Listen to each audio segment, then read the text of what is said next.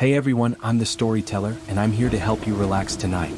I know a lot of you use this video to fall asleep, so before we start, make sure to like the video and subscribe to the channel. Also, tell me in the comments, where are you from and what time is it there? Now get comfortable, take a deep breath, and just relax.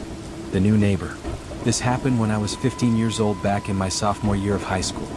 We had just moved to this new house on Maple Street and I was still getting used to everything being different. New school, new friends, new everything really.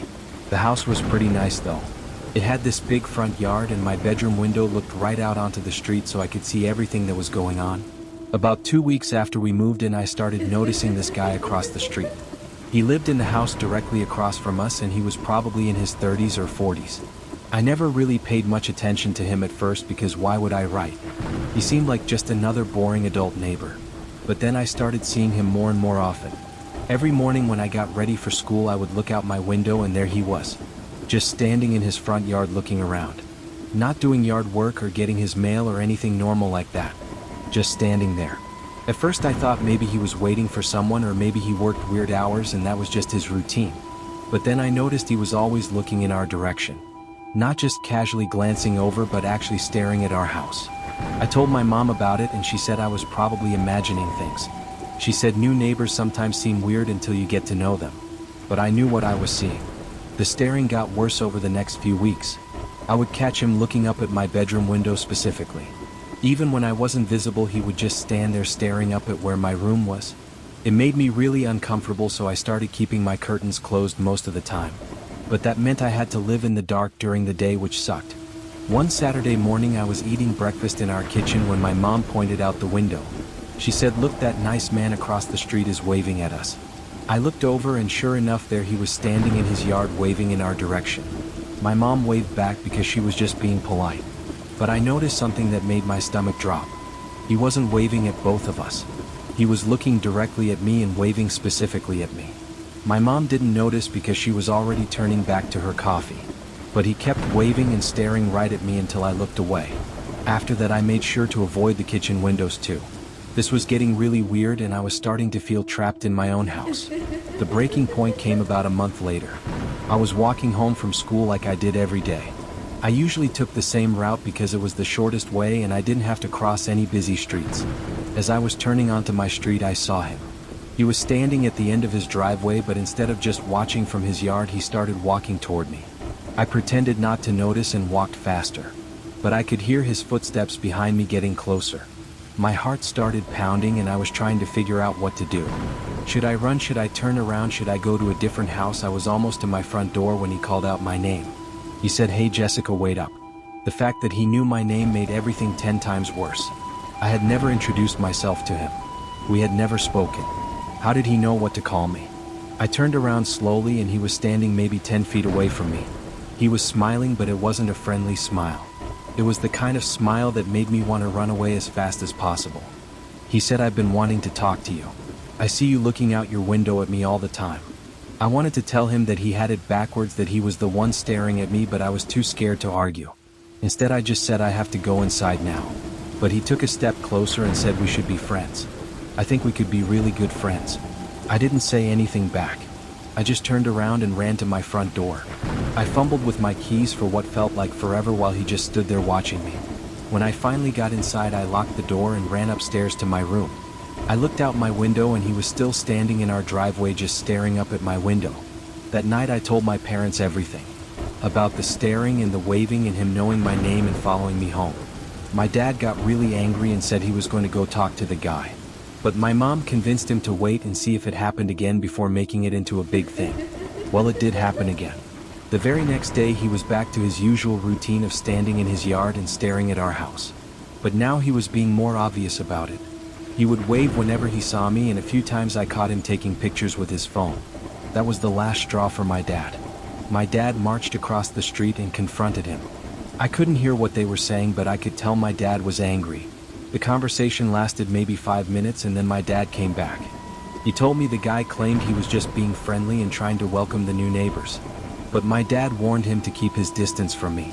For about a week things were quiet. I didn't see him in his yard as much, and when I did see him he wasn't staring at our house. I thought maybe my dad had scared him off and everything was going to be normal again.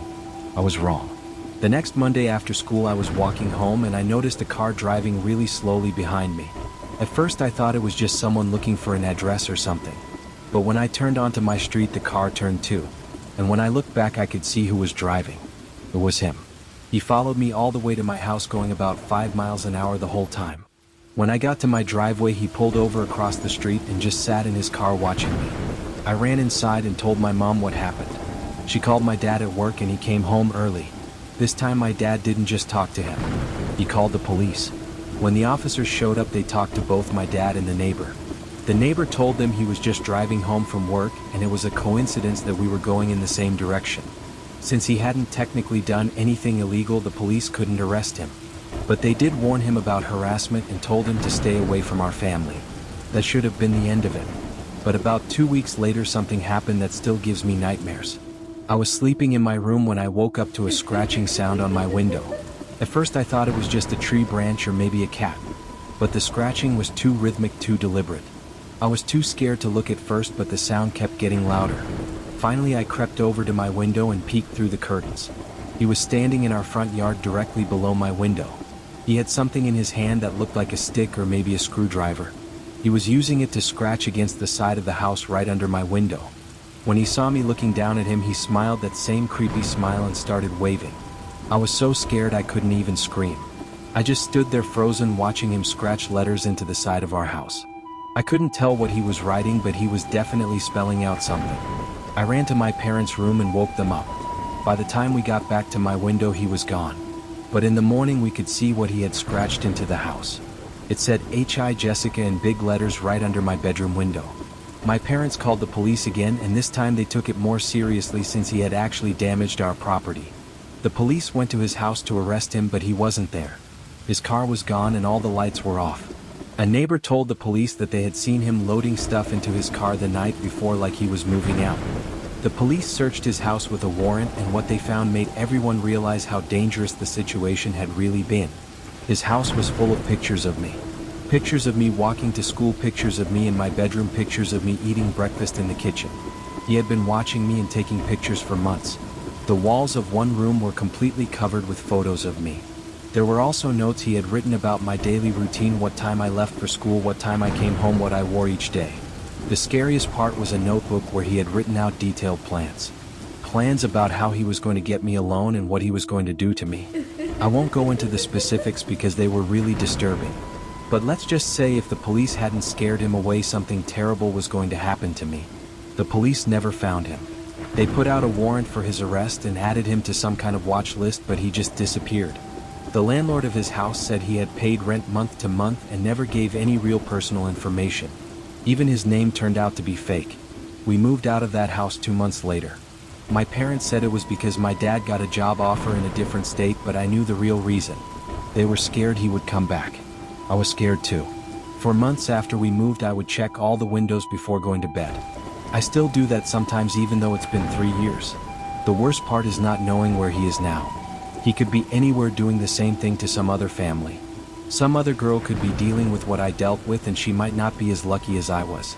Sometimes I wonder if I should have pushed the police harder to find him. But I was just a kid and I was terrified. Living in our new house has never felt completely safe. Every time I see an unfamiliar car parked on our street or notice someone looking in our direction I get that same sick feeling in my stomach. My parents installed a security system and cameras but that only helps so much. The real problem is that he's still out there somewhere and I'll never know if he's found me again until it's too late. The group project. This happened during my junior year of high school in my AP history class. Our teacher Mr. Patterson assigned us this big research project that was worth like 30% of our grade. He said we had to work in groups of 4 and we got to pick our own partners. Obviously I wanted to work with my friends but the way it worked out I ended up in a group with 2 of my friends Sarah and Mike and this other kid named Derek. Derek was one of those kids who never really fit in anywhere. He wasn't exactly a loner because he would try to join conversations and insert himself into social situations. But there was something about him that made people uncomfortable. He would stand too close when he talked to you and he had this way of staring that made you feel like he was studying you or something. I had been in a few classes with Derek over the years but we had never really interacted much. He seemed harmless enough, just a little weird. Sarah had told me that Derek had asked her to prom the year before, and when she said no, he kept asking her every few days for like 2 weeks until she finally got her boyfriend to tell him to stop. Anyway, we were stuck with Derek in our group, so we decided to make the best of it. The project was about World War II, and we had to focus on one specific aspect and do a big presentation for the class. We decided to do our project on code breakers because it seemed interesting and there was a lot of research material available. The first few group meetings went okay. We met at the public library after school and divided up the research tasks. Derek actually seemed pretty smart and he was good at finding sources online. But I noticed he kept suggesting that we meet at someone's house instead of the library. He said it would be more comfortable and we could work longer without worrying about the library closing. Sarah and Mike thought it was a good idea, but something about it made me uncomfortable. I made excuses about my parents not wanting people over and suggested we stick with the library. Derek seemed disappointed, but he went along with it. As we worked on the project, Derek started acting stranger. He would always sit next to me during our meetings, even if there were other open seats. He would lean over to look at my notes and stand really close behind me when I was using the computer. A few times I caught him staring at me when he thought I wasn't looking. The worst part was how he started texting me outside of our group meetings. At first it was just about the project, asking questions about our research or suggesting ideas. But then he started sending me random messages about other stuff. He would text me good morning every day and ask what I was doing on weekends. When I didn't respond right away, he would send follow-up messages asking if I was okay. I showed Sarah some of the text and she said I should just ignore him. She said guys like Derek don't pick up on social cues, and if I stopped responding eventually he would get the message. But ignoring him only made it worse. He started calling me instead of texting and leaving voicemails when I didn't answer. One night he called me like 6 times in a row. I finally answered because I was worried it might be some kind of emergency related to our project. But when I picked up, he just wanted to talk. He asked me about my hobbies and my family and what I wanted to do after graduation. When I told him I had to go, he asked if we could talk again the next day. I told Sarah and Mike about the phone calls and they both agreed that Derek was being inappropriate. Mike said he would talk to him, but I asked him not to because I was worried about making Derek angry.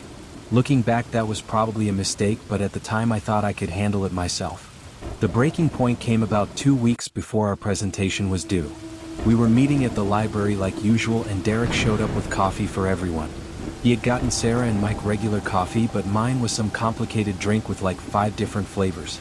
He said he had been paying attention to what I ordered when we went to coffee shops and he knew exactly how I liked it. The problem was we had never gone to coffee shops together. The only time I had ever ordered that specific drink was when I went to Starbucks with my sister the weekend before. That meant Derek had been following me or watching me without me knowing about it. I felt sick to my stomach and I couldn't concentrate on our work for the rest of the meeting. After Sarah and Mike left, I confronted Derek about the coffee. I asked him how he knew what I liked and he got really defensive. He said he was just trying to be nice and he thought I would appreciate the gesture. When I pressed him about it, he finally admitted that he had seen me at Starbucks and remembered what I ordered. I asked him if he had followed me there and he said no, he just happened to be there at the same time. But I knew that was a lie because the Starbucks I went to was across town from where Derek lived. There was no reason for him to be there unless he was following me. I told him that following me around was not okay and it was making me uncomfortable. I said if he didn't stop I would have to talk to Mr. Patterson about switching groups. Derek got really upset and started apologizing over and over. He promised he wasn't following me and said it really was just a coincidence. But I didn't believe him. The next day at school, Derek cornered me by my locker before first period. He had this look in his eyes that scared me. He said we needed to talk and he grabbed my arm to stop me from walking away. I told him to let go of me, but he tightened his grip and said I was overreacting about the coffee thing. A few other students were walking by and one of them was this guy Jake, who I knew from my chemistry class. Jake saw what was happening and came over to ask if everything was okay. Derek immediately let go of my arm and acted like nothing was wrong. But Jake could tell something was off and he waited with me until Derek left.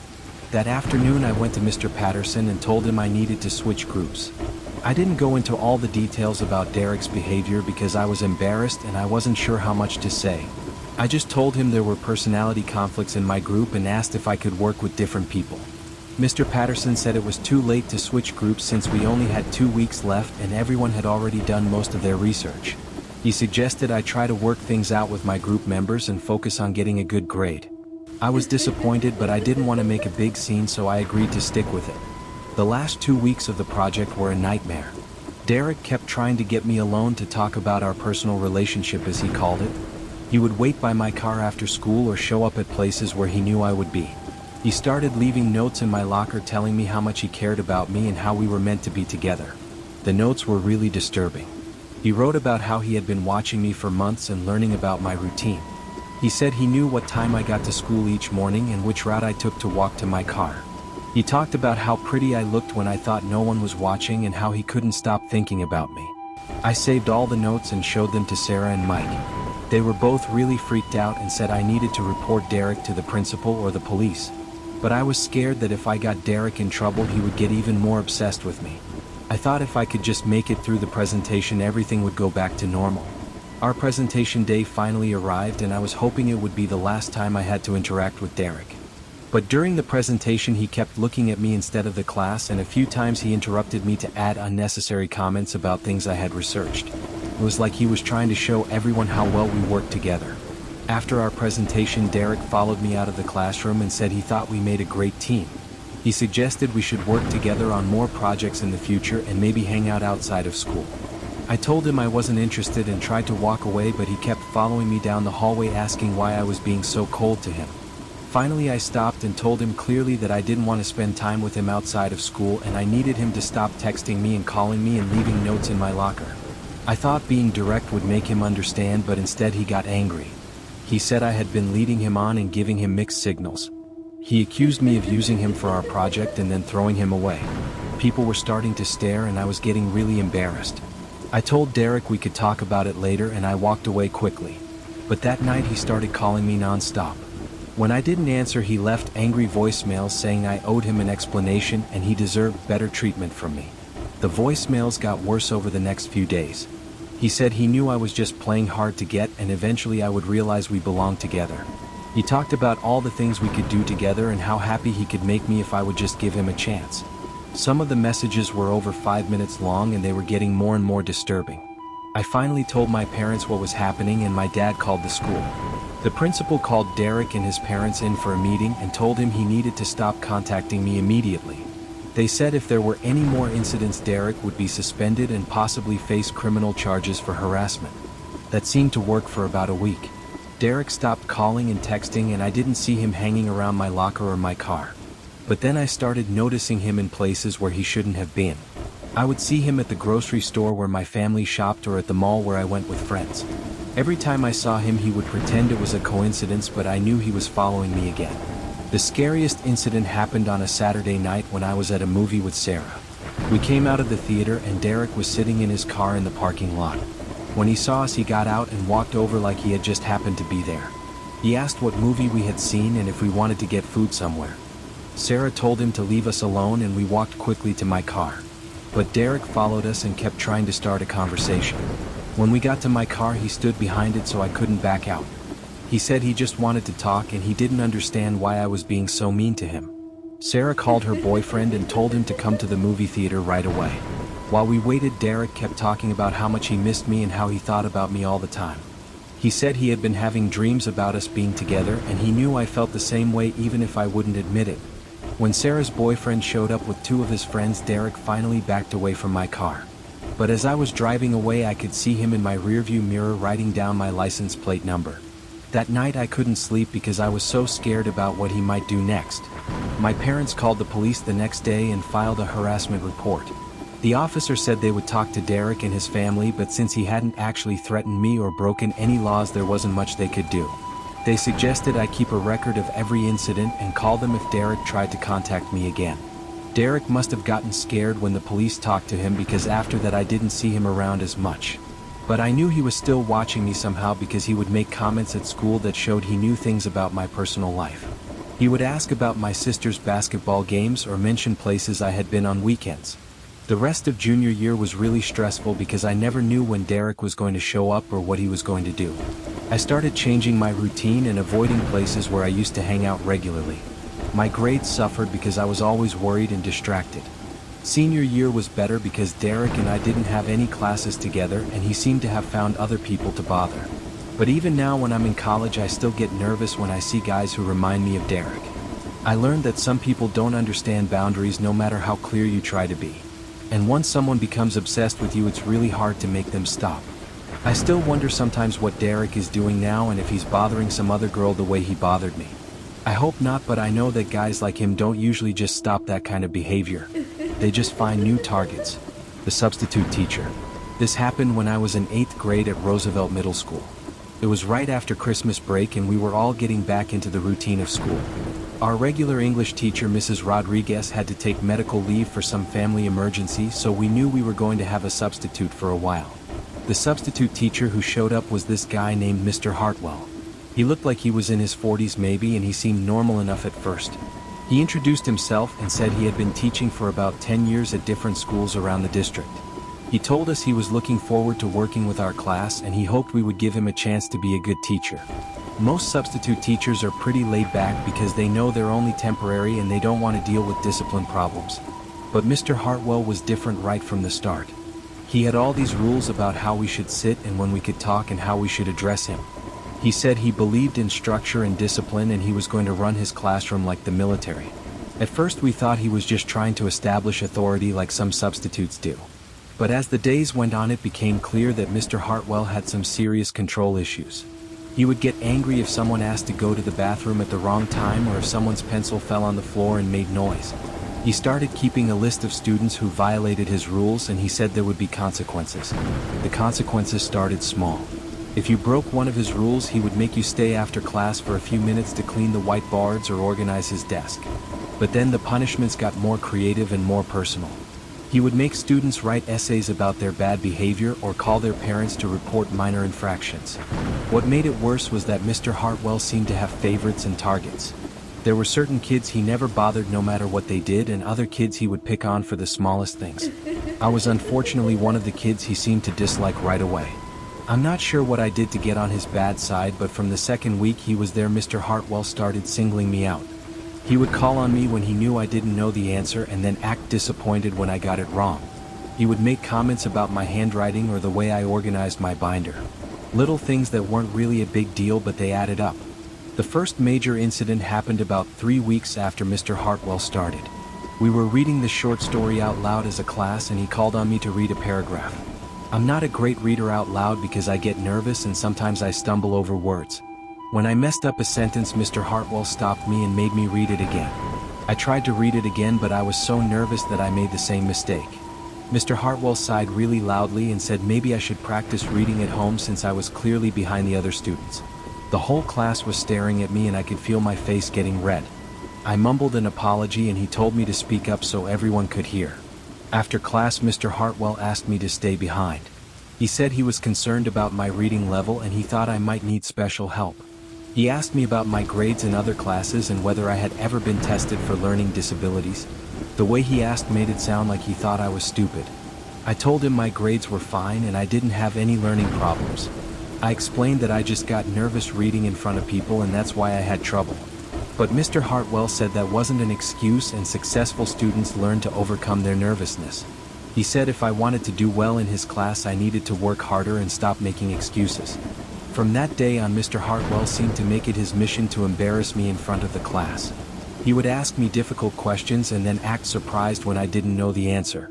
He would point out mistakes in my homework that he never mentioned when other students made the same errors.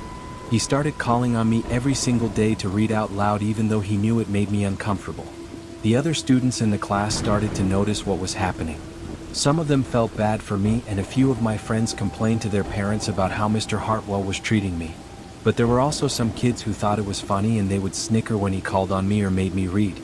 About a month into this pattern, something happened that crossed the line. We were working on a creative writing assignment and Mr. Hartwell was walking around the room looking at everyone's work. When he got to my desk, he picked up my paper and read part of it out loud to the class without asking my permission. The story I was writing was kind of personal. It was about a girl whose parents were getting divorced and how she felt caught in the middle. My parents weren't actually getting divorced, but they had been fighting a lot lately and I was using the assignment to work through my feelings about it. I had never told anyone at school about my parents' problems. Mr. Hartwell read several sentences from my story in this mocking voice like he was making fun of it. He said something about how dramatic teenagers can be and how they think their problems are so important. The whole class was laughing and I wanted to disappear. I asked him to stop reading, but he said my work was a good example of over-emotional writing. When he finally gave my paper back, I was trying not to cry. I couldn't concentrate for the rest of class because I was so humiliated. After the bell rang, I packed up my stuff as quickly as possible and tried to leave, but Mr. Hartwell called me over to his desk. He said he hadn't meant to embarrass me and he was just using my work to teach the class about writing techniques. But then he started asking me questions about my story and whether the things I wrote about were based on real life. He wanted to know if my parents were really having problems and if that was affecting my schoolwork. I told him it was just creative writing and none of it was true, but he kept pushing. He said teachers are trained to look for signs that students are having problems at home and he was just trying to help. He asked if I wanted to talk about anything that was bothering me and said sometimes it helps to have an adult to confide in. The way he was asking made me really uncomfortable. It felt like he was trying to get personal information about my family that was none of his business. I told him everything was fine at home and asked if I could go to my next class. He let me go, but he said if I ever needed someone to talk to, his door was always open. That night I told my mom what happened with my story being read to the class. She got really angry and said Mr. Hartwell had no right to share my personal writing without permission. She wanted to call the school right away, but I begged her not to because I was afraid it would make things worse for me in his class. My mom agreed to wait and see what happened, but she said if there were any more incidents she was going to talk to the principal. She also said I should start keeping track of everything Mr. Hartwell did so we would have a record if we needed to make a formal complaint. The next few days were actually better because Mr. Hartwell seemed to be backing off a little. He still called on me more than other students, but he wasn't being as obviously mean about it. I thought maybe he had realized he had gone too far with the story incident and he was trying to be more professional. But then something happened that made me realize the situation was much worse than I had thought. I was walking to my locker after school when I saw Mr. Hartwell in the parking lot. He was sitting in his car, but instead of leaving he was just sitting there watching students walk by. When he saw me, he got out of his car and walked over. He asked if I needed a ride home and said he had noticed I usually walked. I told him no thanks, my mom was picking me up, but that wasn't true. I always walked home because I only lived about 6 blocks from school. But something about him offering me a ride made me really nervous. Mr. Hartwell said he was just trying to be helpful and he knew the weather was getting colder. He said if I ever needed a ride I shouldn't hesitate to ask. Then he asked me which direction I lived and said he drove that way sometimes and wouldn't mind dropping me off. I made up some excuse about meeting friends and walked back into the school building. I waited there for about 20 minutes until I was sure Mr. Hartwell had left the parking lot. When I finally walked home, I kept looking behind me to make sure he wasn't following me. That night I told my parents about the ride offer and they both got really concerned. My dad said it was inappropriate for a teacher to offer rides to students, especially without getting permission from parents first. My mom said she was going to call the school first thing in the morning. But before my mom could call the school, something else happened. The next day during English class, Mr. Hartwell announced that he wanted to meet with each student individually to discuss their progress in the class. He said he would call students up to his desk one at a time during our silent reading period. He started with students whose last names came first alphabetically, so I knew it would be a while before he got to me. But I was dreading it because I didn't want to have a private conversation with him. When he finally called my name, I walked up to his desk really slowly, hoping the bell would ring before we had to talk. Mr. Hartwell had pulled his chair around to the side of his desk, so when I sat down we were facing each other really close.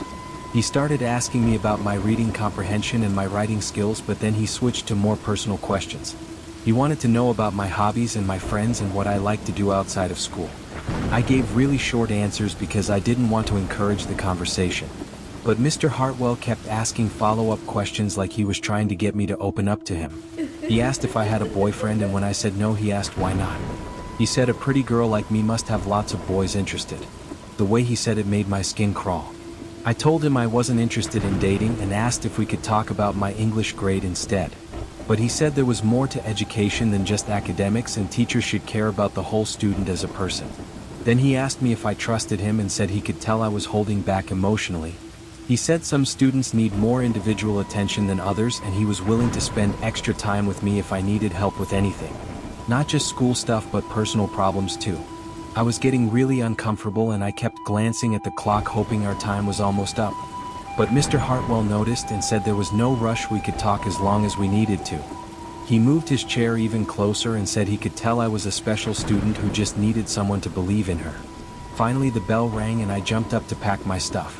But Mr. Hartwell said he wanted to continue our conversation the next day and maybe I could stay after school so we would have more privacy. I said I had to ride the bus home and couldn't stay late, but he said he could drive me home afterward. That was it. I couldn't handle the situation anymore and I knew I had to tell someone. As soon as I got home I told my parents everything that had happened during our individual meeting. My mom called the school immediately and demanded to speak to the principal. The principal said she would look into the situation and she asked my mom to come in for a meeting the next day. She also said I should be moved to a different English class right away while they investigated. I was so relieved because it meant I wouldn't have to be alone with Mr. Hartwell anymore. The next day my mom met with the principal and told her everything I had reported. The principal said other parents had also called with concerns about Mr. Hartwell and they were taking the complaints very seriously. She said they had already contacted the district office and Mr. Hartwell would be removed from the classroom pending an investigation. It turned out I wasn't the only student Mr. Hartwell had been inappropriate with. Several other girls in different classes had similar experiences with him, asking personal questions and offering rides and trying to get them alone. One girl said he had asked her to help him organize supplies in a storage closet and then stood really close to her and made comments about how mature she was. The investigation found that Mr. Hartwell had been fired from 2 other schools in the district for similar behavior. But somehow that information hadn't been shared when he was hired as a substitute at our school. The district ended up changing their background check policies because of what happened. Mr. Hartwell was banned from working in any school in the district and I heard he moved to a different state. But I always wondered if he just found another school system where they didn't know about his history. The scary thing is that he was really good at making his behavior seem like normal teacher concern when authority figures were around. I'm in college now and I still think about that experience sometimes. It taught me to trust my instincts when something feels wrong, even if I can't exactly explain why. It also made me realize that predators can be anywhere, even in places where you're supposed to be safe like school. The worst part was feeling like I couldn't tell anyone for weeks because I thought adults wouldn't believe me or would think I was overreacting. I'm glad my parents took me seriously when I finally told them, but I wish I had spoken up sooner. Maybe if I'm really glad you found the courage to speak up when you did, even though it took some time. That delay in reporting is so incredibly common, and it's not your fault at all. The way predators operate, especially in positions of trust like teachers, is exactly designed to make victims question themselves and feel isolated. What you described about Mr. Hartwell is textbook predatory behavior, the personal questions, offers of special help or rides, trying to get students alone, and especially that ability to seem completely normal around other adults. These individuals are often skilled at reading which students might be more vulnerable or less likely to report them immediately. The fact that he had been fired from 2 other schools for similar behavior but was still able to get hired is unfortunately all too common. Many districts don't share this information adequately, and predators often move from place to place exploiting these gaps in communication. It sounds like your case helped change policies in your district, which could protect other students in the future. You've learned something really valuable about trusting your instincts. That uncomfortable feeling you had was your mind picking up on subtle cues that something wasn't right, even when you couldn't articulate exactly what it was. That's such an important skill to carry forward. It's completely understandable that this experience still comes to mind sometimes. Experiences like this can shape how we see the world and navigate relationships, often in ways that actually help keep us safer. Have you found it helpful to process these thoughts when they come up? Or is there anything specific about the experience that you find yourself thinking about most? The whispering walls. Sometimes the most ordinary houses hold the most extraordinary secrets, and what happened to the Thompson family on Elm Street would change everything they thought they knew about their quiet suburban home. Sarah Thompson had always prided herself on being practical, the kind of woman who didn't believe in ghost stories or things that went bump in the night. But when she first heard the whispers coming from inside the walls of their century-old Victorian house, she knew something was terribly wrong. "Did you hear that?" she asked her husband Michael one evening as they sat reading in the living room, the autumn wind gently rattling the old window frames. "Hear what, honey?" Michael replied without looking up from his newspaper, his reading glasses perched on the end of his nose as he focused on the sports section. "It sounded like voices," Sarah said softly, setting down her book and listening carefully to the silence that seemed to pulse around them. Their 10-year-old daughter Emma was upstairs doing homework, and their 8-year-old son Jake was already asleep, so the house should have been quiet except for the usual settling sounds that old houses make. "You're probably just hearing the pipes," Michael said with a gentle smile, folding his paper and reaching over to pat her hand reassuringly. "This old place has more quirks than a vintage car." But Sarah knew the difference between creaking pipes and human voices, and what she had heard was definitely the latter, though she couldn't make out any actual words, just the soft murmur of conversation that seemed to drift through the walls like smoke.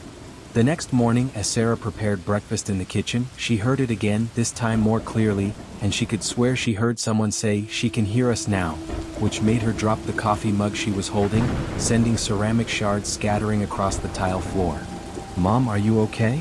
Emma asked, appearing in the doorway with her backpack slung over her shoulder, ready for school. "Yes, sweetheart, just clumsy this morning," Sarah replied, forcing a smile as she bent to clean up the mess, though her hands were trembling slightly as she gathered the broken pieces. Throughout that day, while the children were at school and Michael was at his office job downtown, Sarah found herself moving quietly through the house, listening, waiting, trying to convince herself that she was imagining things, but the whispers continued, sometimes from the living room walls, sometimes from upstairs, always just soft enough that she couldn't quite understand what was being said. When Michael came home that evening, Sarah had decided not to mention the voices again, not wanting him to think she was losing her mind, but during dinner, something happened that changed everything. "Dad," Jake said suddenly, looking up from his mashed potatoes with wide eyes, "why are there people talking in my bedroom walls?" The fork slipped from Michael's hand, clattering against his plate as he stared at his young son. "What did you say, buddy?" Michael asked, his voice carefully controlled, but Sarah could see the concern in his eyes. "Last night, I heard people talking inside the walls," Jake explained matter-of-factly, the way children do when they're telling the absolute truth. "They were whispering, but I couldn't understand them, and when I put my ear against the wall, it got louder." Emma looked between her parents with growing alarm. "I heard them too," she admitted quietly. "I thought it was the neighbors, but Mrs. Peterson told me yesterday that the house next door has been empty for 3 months." That night, after the children were in bed, Sarah and Michael sat in their bedroom, listening to the silence that no longer felt peaceful but somehow watchful. "There has to be a logical explanation," Michael whispered, though he kept glancing at the walls as if expecting them to start speaking at any moment. "Maybe there's a radio somewhere, or someone's phone is picking up signals." But even as he said it, they both knew that didn't explain what they were hearing, the gentle murmur of conversation that seemed to move through the house like a living thing. Around midnight, the whispers started again, and this time they were loud enough that both Sarah and Michael could hear them clearly, though the words remained frustratingly unclear, like listening to people talk in another room through a thick door. "We need to call someone," Sarah said, reaching for Michael's hand in the darkness. "A contractor, maybe, or..." She trailed off, unsure of who exactly you call when your house starts talking to you. The next morning, Michael took the day off work and called his friend David, who worked in construction and had helped them with various home repairs over the years. "Dave, I know this is going to sound crazy," Michael said into the phone while Sarah paced nervously in the background, "but we need you to take a look at our walls." David arrived an hour later with his toolkit and a skeptical expression that gradually changed to concern as Michael explained what they'd been experiencing. "You know, Mike, old houses like this sometimes have hidden spaces," David said thoughtfully, running his hands along the living room wall where the voices seemed strongest. "Could be squatters, or maybe even just acoustic tricks where sound carries from somewhere unexpected." Using his stud finder and other tools, David began examining the walls systematically, and after about an hour of careful investigation, he made a discovery that sent chills through everyone present. "Mike, come look at this," David called from the dining room, his voice tight with excitement and concern. "This wall is hollow, but it's not supposed to be." He showed them how his stud finder revealed a space behind the wall that extended much further than it should, almost like a hidden room. "I think there might be a passage back here, maybe left over from when this house was part of the Underground Railroad network." Sarah felt her blood run cold as the implication sank in. "You mean there could actually be people living in our walls?" "Not necessarily people," David said carefully, "but definitely space where someone could hide, and if there are openings to the outside, it could explain the voices you're hearing." With Sarah's nervous permission, David carefully removed a section of the dining room wall, revealing a narrow passage that stretched into darkness, just wide enough for a person to move through in single file. The musty smell of old wood and stale air drifted out, along with something else that made Sarah step back instinctively. "There's definitely been someone in here recently," David said, shining his flashlight into the passage. "I can see footprints in the dust and they look fresh." Michael grabbed his own flashlight and peered into the hidden space, his face pale in the artificial light. "How far does it go?" "I can't tell from here," David replied, "but it looks like it might connect to other parts of the house, maybe even to the basement or the second floor." The three adults stood staring into the dark passage, each wondering the same thing but none wanting to voice it. Who had been living in their walls, and were they still there? "We should call the police," Sarah said finally, her practical nature overriding her fear. "If someone's been staying in our house without permission, that's trespassing at the very least." But before anyone could respond, they heard something that made them all freeze. Footsteps, slow and deliberate, coming from somewhere deep inside the passage, getting closer. "Everyone out," Michael said urgently, pushing Sarah toward the living room while David quickly gathered his tools. "We're calling the police right now." But as they hurried out of the dining room, Sarah couldn't shake the feeling that whoever was in those walls had been listening to their entire conversation, and now they knew their secret hiding place had been discovered. The police arrived within 20 minutes, two officers who listened to their story with professional skepticism that quickly turned to serious concern when they saw the hole in the wall and heard the evidence David had gathered. "We'll need to do a thorough search of the property," Officer Martinez explained, "and I'd strongly recommend that you and your family stay somewhere else tonight while we investigate." "But this is our home," Sarah protested, even though the thought of sleeping in the house with someone potentially hiding in the walls made her skin crawl. "I understand, ma'am, but until we know what we're dealing with, it's not safe," the officer replied kindly but firmly. "Do you have somewhere you can stay?" As they packed bags for what they hoped would be just one night, Sarah found herself looking at every wall in the house differently, wondering what other secrets their home might be hiding, and whether the person in the walls had been watching them, listening to their private conversations, their family moments, their quiet domestic life. The children, excited by the unexpected adventure of staying at their grandparents' house, didn't fully understand the serious nature of what was happening, which Sarah was grateful for because she didn't want them to be afraid of their own home.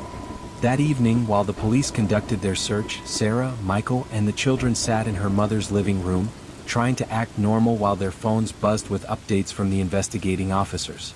They found evidence that someone had been living in the passages for weeks, maybe months, Officer Martinez told Michael over the phone.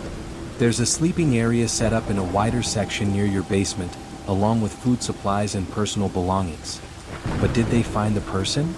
Michael asked, his voice strained with exhaustion and worry. "Not yet, but we're still searching and we've secured all the access points we could find," the officer replied. "The person might have left when they realized they'd been discovered, or they could be hiding in a section we haven't found yet." The next morning brought more disturbing news. The police had found journals hidden in the wall passages, journals that contained detailed observations about the Thompson family's daily routines, their habits, their conversations, even sketches of the children playing in the backyard. "This person has been watching you for a long time," Detective Sarah Collins explained when she came to speak with them at Sarah's mother's house. "The entries go back almost 4 months, right around the time you mentioned the whispers started." Sarah felt sick as the detective continued. "The person seems to be a drifter named Marcus Webb, someone with a history of breaking into homes and living secretly in crawl spaces, attics, basements, anywhere he can find shelter without being detected." "Is he dangerous?" Michael asked, unconsciously pulling his children closer to him on the couch.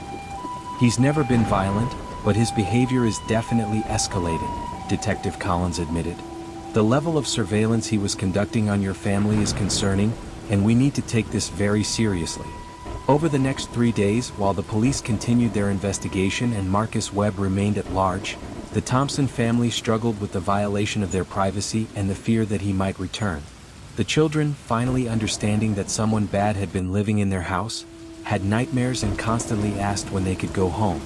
"We can't live in fear forever," Sarah told Michael on the 4th night as they sat in her mother's guest room, listening to their children finally sleeping peacefully. "But how do we go back to that house knowing what happened there?" Michael took her hand, his own still trembling slightly from stress and sleepless nights. "We'll make it safe," he said with more conviction than he felt. "We'll seal up every passage, install security systems, do whatever it takes to protect our family." The breakthrough came on the 5th day when Detective Collins called with news. "We found him," she said, relief evident in her voice. "Marcus Webb was arrested trying to break into another house across town, and he had some of your family's belongings with him." The relief Sarah felt was overwhelming, but it was mixed with a deep unease about returning to their home, knowing that someone had been living in their walls, watching them, studying their lives like specimens in a laboratory. When they finally returned to Elm Street, the house felt different, violated in a way that no amount of cleaning or repairs could completely fix, but it was still their home and they were determined to reclaim it. David worked for 2 weeks to seal every passage, every hidden space, every potential access point that Marcus Webb had used, and Michael installed a comprehensive security system with cameras and motion sensors that would alert them to any unusual activity. "It's going to take time to feel completely safe again," Sarah told her mother during one of their daily phone calls, "but we're not going to let one disturbed person drive us from our home." The children gradually adjusted back to their normal routines, though Emma sometimes still pressed her ear against her bedroom wall just to make sure it was silent, and Jake asked almost every night if the bad man was really gone and couldn't come back. 3 months later, the Thompson family had settled into a new normal, one where they appreciated the simple pleasure of a quiet house without unwanted whispers, where they valued their privacy even more than before, and where they understood that home security meant more than just locked doors and windows. The whispers in the walls had taught them that their greatest horror story had been the violation of their safe space by someone who had turned their sanctuary into his hiding place, but it had also shown them the strength of their family bond and their determination to protect what mattered most. Sarah still sometimes woke at night listening for sounds that shouldn't be there, but now the silence was genuinely peaceful, and the walls of their old Victorian house held only the gentle sounds of a family living, laughing, and loving together just as it should be. The case of Marcus Webb became a local news story that prompted other families to check their homes for hidden spaces and unusual sounds, and the Thompson family's experience, while terrifying, had ultimately made their neighborhood a safer place for everyone. As Autumn returned to Elm Street a year later, Sarah Thompson sat in her living room reading a book, listening to the comfortable sounds of her family around her. Michael helping Jake with homework, Emma practicing piano upstairs, the normal domestic symphony that she would never again take for granted.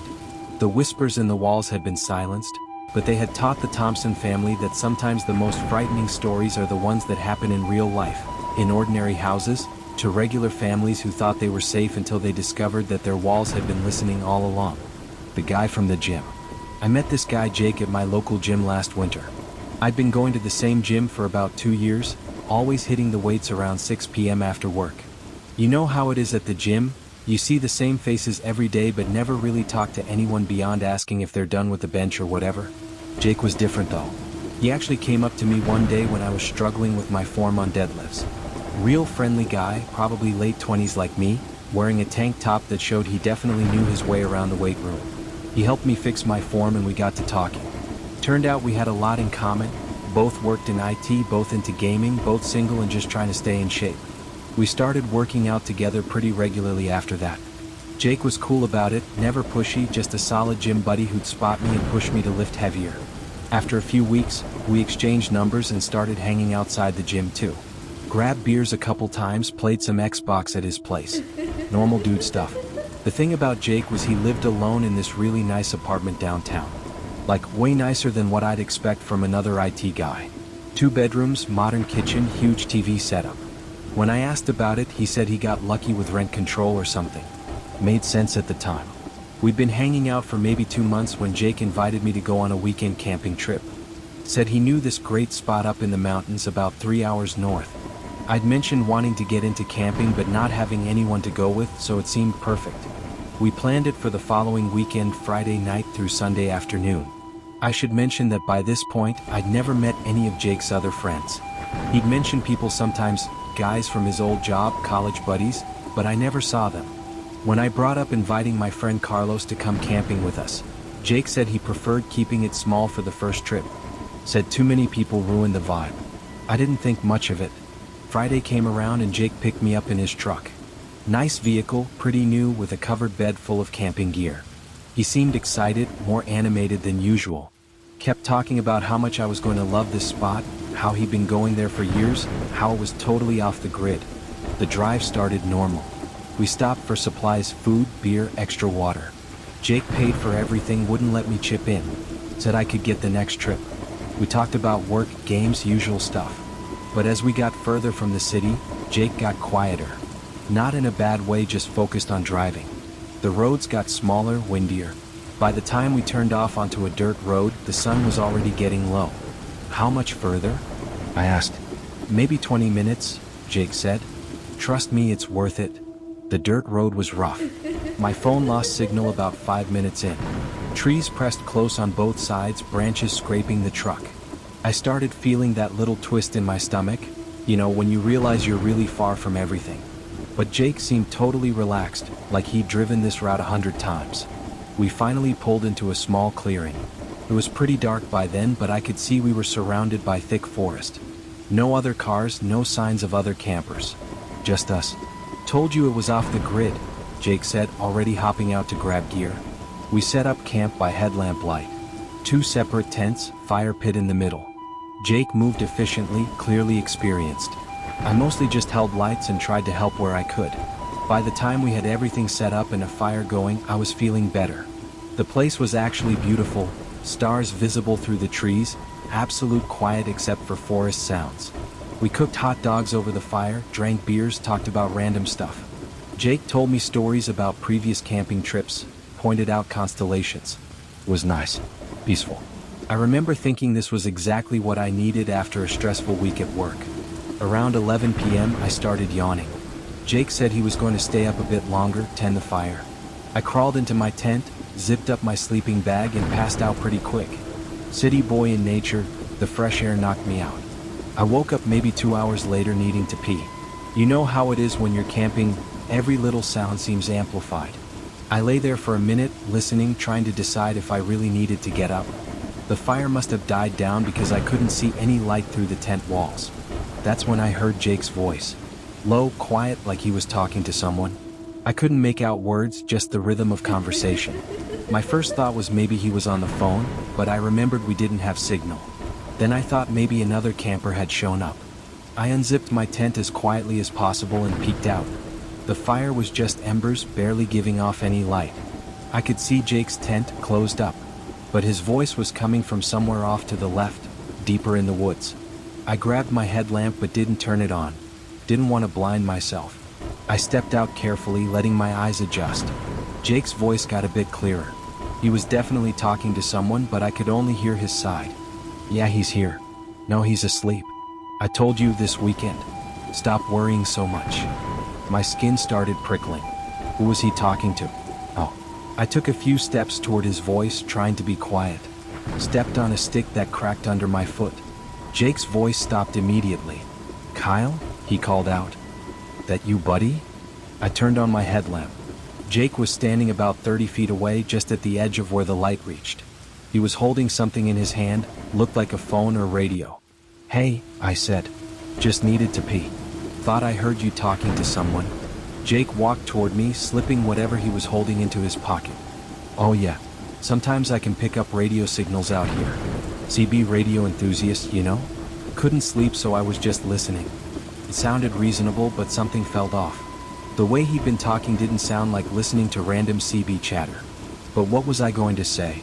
I nodded, went to take care of business, and headed back to my tent. Jake was already zipping his tent closed when I got back. I lay awake for a while after that, listening. But all I heard were normal forest sounds, wind, leaves, maybe an owl. Eventually I drifted off again. The next morning, Jake was already up when I crawled out of my tent. Had coffee going, bacon sizzling in a pan. Big smile on his face. Morning, sunshine, he said. Sleep well. I mumbled something about sleeping fine. Didn't mention waking up. We ate breakfast, Jake chattering about plans for the day, said there was a great hiking trail nearby, awesome views, maybe some rock climbing if I was up for it. The weird feeling from the night before faded as we hiked. It was a beautiful day, perfect weather. The trail was challenging but not too hard. Jake knew it well, pointed out different plants, showed me animal tracks. We reached a lookout point around noon and ate lunch staring out at mountains stretching to the horizon. On the way back down, we passed another hiker coming up. Older guy, maybe 60s, serious hiking gear. He nodded at us, then did a double take looking at Jake. Jake, the guy said. Jake Morrison? Jake's whole body tensed. Sorry, think you've got the wrong person. The older guy squinted. No, I'm sure it's you. You worked with my son Thomas? At Data Sync. Never heard of it, Jake said, already moving past the guy. Come on, Kyle. I gave the confused hiker an awkward nod and followed Jake. He was walking fast, almost jogging. Didn't slow down until the other hiker was out of sight. What was that about? I asked. Jake shrugged. No idea. Crazy old guy. Probably confused me with someone else. But his hands were shaking a little as he adjusted his backpack. And he was quiet the rest of the hike back to camp. That evening, things felt different. Jake was trying to act normal, but there was this tension. He kept checking his phone, the one he'd said didn't have signal. Kept glancing at the tree line like he was watching for something. We made dinner, had a few beers, but the conversation felt forced. When it got dark, Jake suggested we turn in early. Said he wanted to get an early start tomorrow for the drive back. I went to my tent, but I couldn't sleep. Something was wrong, really wrong. I lay there fully dressed, listening. Around midnight, I heard Jake's tent unzip. Footsteps moving away from camp. I waited a few minutes, then carefully opened my tent. Jake's tent was empty, sleeping bag still inside. I grabbed my headlamp and phone, still no signal, and crept in the direction I'd heard him go. I didn't turn on the light, just used the moon filtering through the trees. After about 50 yards, I saw light ahead. Looked like another headlamp. I moved closer, staying behind trees. Jake was in a small clearing and he wasn't alone. There was another man there, shorter, stockier. They were talking in low voices. I told you this was stupid, the other man said. After what happened with the last one dash. This is different, Jake interrupted. Kyle's perfect. No family nearby, works from home half the time. No one's going to notice for a while. My blood went ice cold. I started backing away, trying not to make noise. But I stepped on another damn stick. Both heads whipped toward my direction. Kyle? Jake called out. Buddy? That you? I ran. Didn't even try to be quiet, just crashed through the woods back toward camp. Behind me, I heard Jake curse and start running too. I burst into the clearing, grabbed my car keys from my tent, and sprinted for Jake's truck. Thank God he'd left it unlocked. I jumped in, started it up, and threw it in reverse just as Jake came running out of the woods. In the headlights, his face looked different. Angry. Desperate. Kyle, wait. You don't understand. I gunned it backward down the dirt road, praying I wouldn't hit a tree. Jake ran after the truck for a few seconds before giving up. In the mirrors, I saw him pull out that phone again. The drive back was a nightmare. Wrong turns, dead ends, barely any gas. But I finally hit a main road as the sun was coming up. First gas station I saw, I called the cops. Told them everything. They found the campsite, but Jake was gone. Both tents still there, all the gear, but no sign of him or the other man. Cops ran the plates on the truck, stolen from a dealership 2 states over. The apartment Jake had shown me? Vacant for months. The gym had no record of anyone named Jake Morrison. I found out later that Data Sync, the company the hiker mentioned, had reported an employee named Jake Morrison missing 6 months earlier. They showed me a photo. Different hair, clean shaven instead of bearded, but it was definitely him. The detective working the case told me they'd been tracking similar incidents across 3 states. Young men, usually loners, befriended at gyms or bars. Some turned up dead months later. Some never turned up at all. I had to move after that. Couldn't go back to that gym, couldn't stop looking over my shoulder. Changed my phone number, deleted social media. Been 6 months now and I still sometimes wake up thinking I hear Jake's voice. The detective calls occasionally with updates. They haven't caught him. He's probably using a new name now, working out at a new gym, being friendly to some new guy who just needs a spotter. I think about that a lot. How normal he seemed. How I almost went along with whatever he had planned because I was just happy to have a friend. I don't go to gyms anymore. The lake house secret. Sometimes the perfect summer vacation spot turns out to be hiding the most imperfect secrets.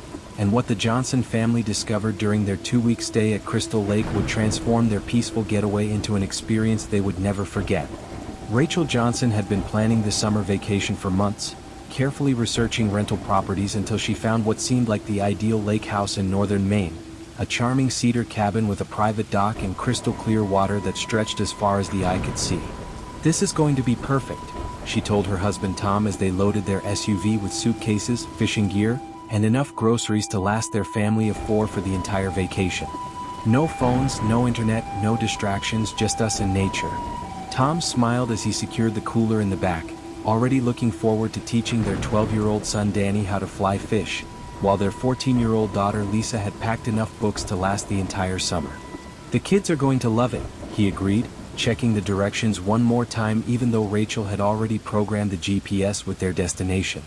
The drive to Crystal Lake took them through winding mountain roads lined with towering pine trees, and with each mile they traveled away from the city, Rachel felt the stress of her job as a marketing executive melting away like morning mist.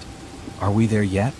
Danny asked from the back seat for the 10th time, his excitement barely contained as he pressed his face against the window to catch glimpses of the lake through the trees. "Almost, sweetheart," Rachel replied, consulting the directions as they turned onto a narrow gravel road that led toward the water. The rental agency said it's the blue house at the end of the lane. When they finally arrived at their destination, the Johnson family sat in stunned silence for a moment, taking in the beauty of their temporary home. A 2-story lake house with wraparound porches, flower boxes overflowing with colorful blooms, and a wooden dock that extended into water so clear they could see fish swimming near the bottom. "This is amazing," Lisa breathed, already imagining herself reading on the dock while her feet dangled in the cool water. "Can we go swimming right now?" Danny asked, bouncing in his seat with anticipation. "Let's get unpacked first," Tom said practically, though he was just as eager as his son to explore their vacation paradise. The first 3 days passed like a dream, filled with swimming, fishing, hiking through the surrounding woods, and evening campfires where they roasted marshmallows and told stories under a canopy of stars that seemed brighter and more numerous than any they had ever seen in the city.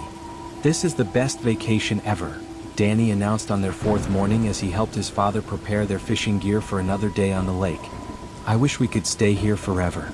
It was on that 4th day, while Tom and Danny were out fishing and Lisa was reading on the dock, that Rachel made the first disturbing discovery.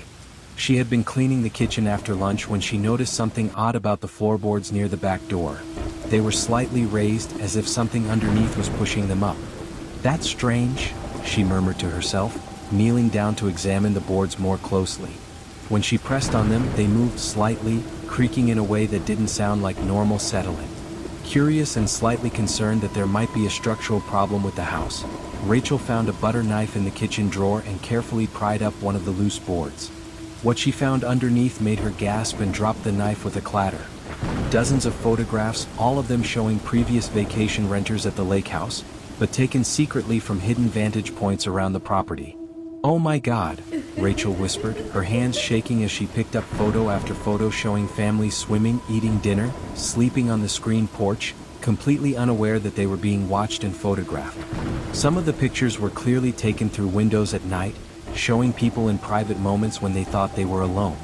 With growing horror, Rachel realized that many of the photos showed families with children, and someone had been circling the children's faces with red pen, making notes about their ages, their habits, their schedules.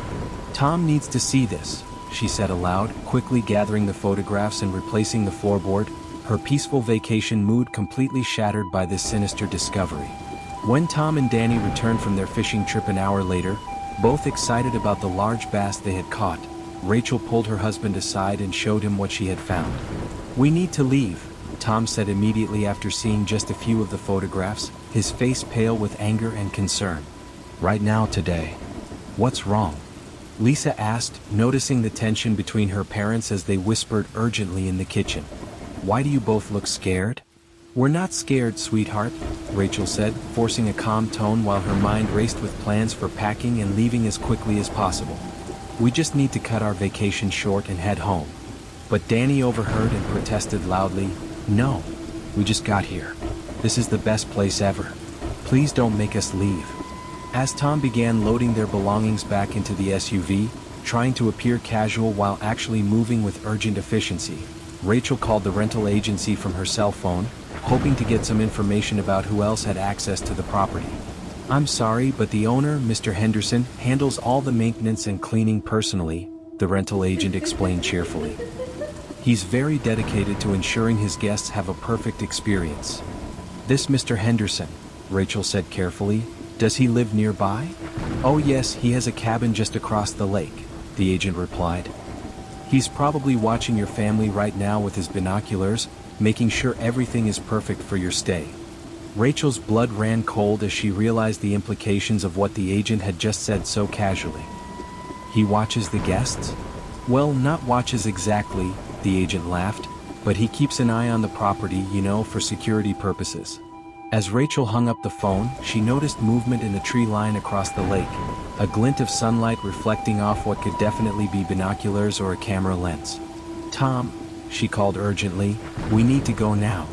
But as they finished packing and prepared to leave, Danny made a discovery that changed everything.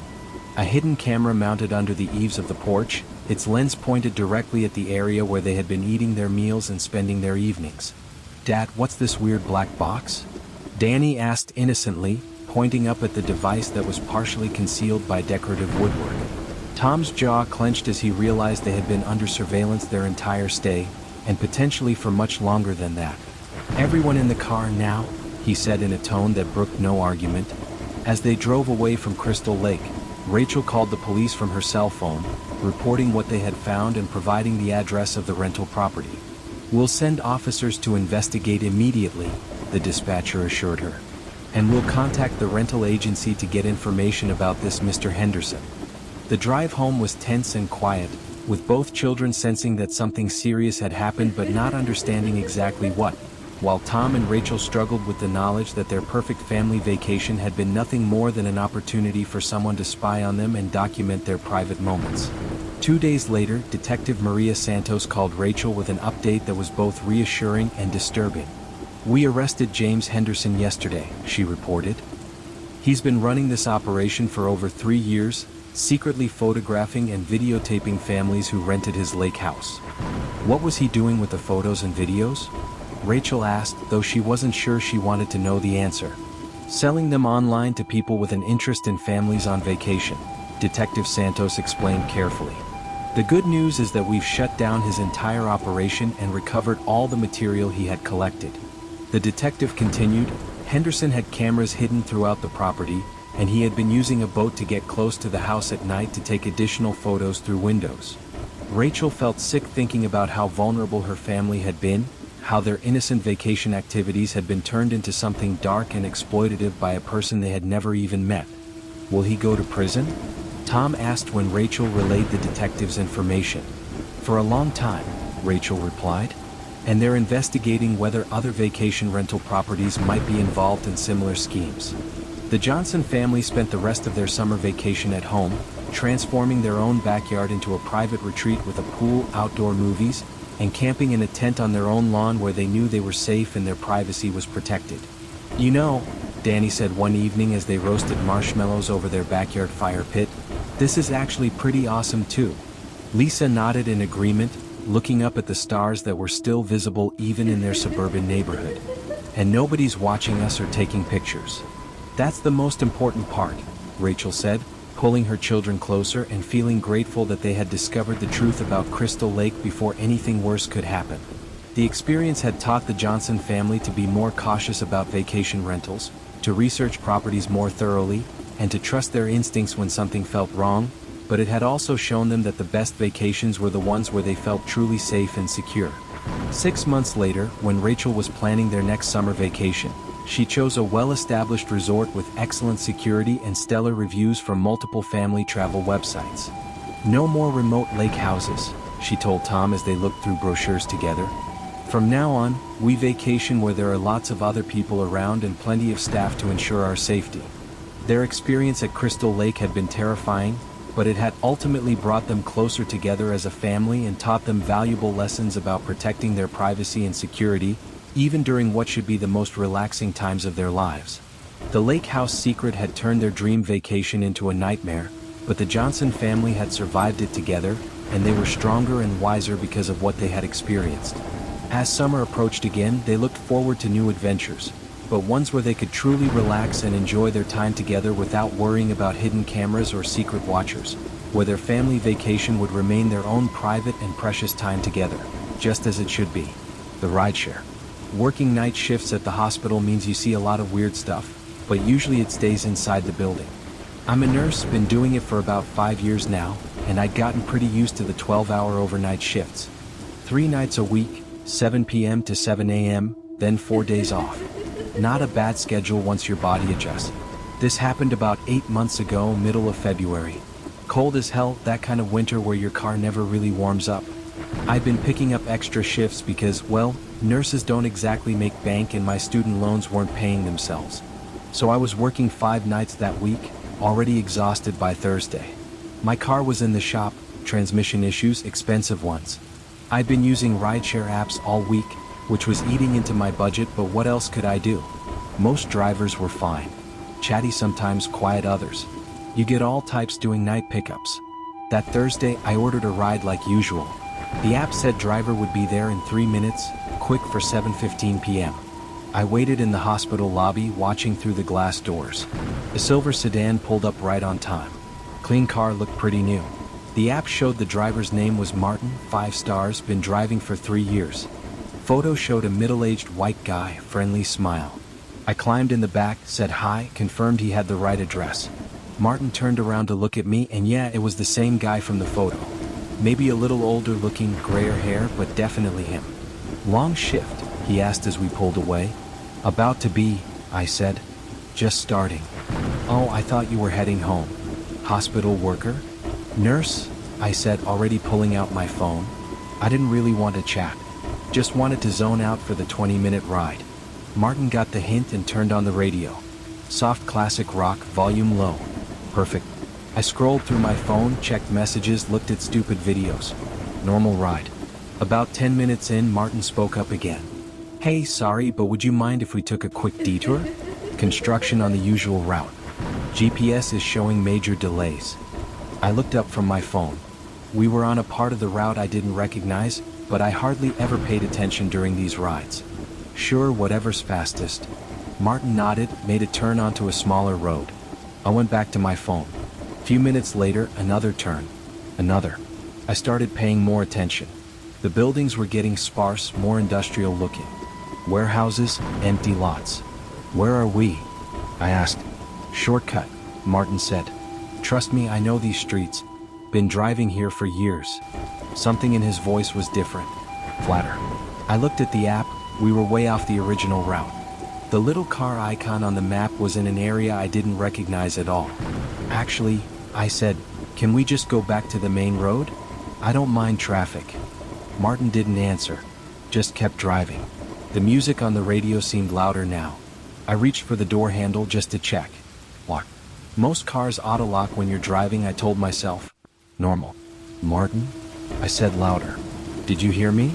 I want to go back to the regular route. He glanced at me in the rearview mirror. His eyes looked different than before. Glazed, unfocused. Almost there, he said. Almost where? This isn't the way to the hospital. No response.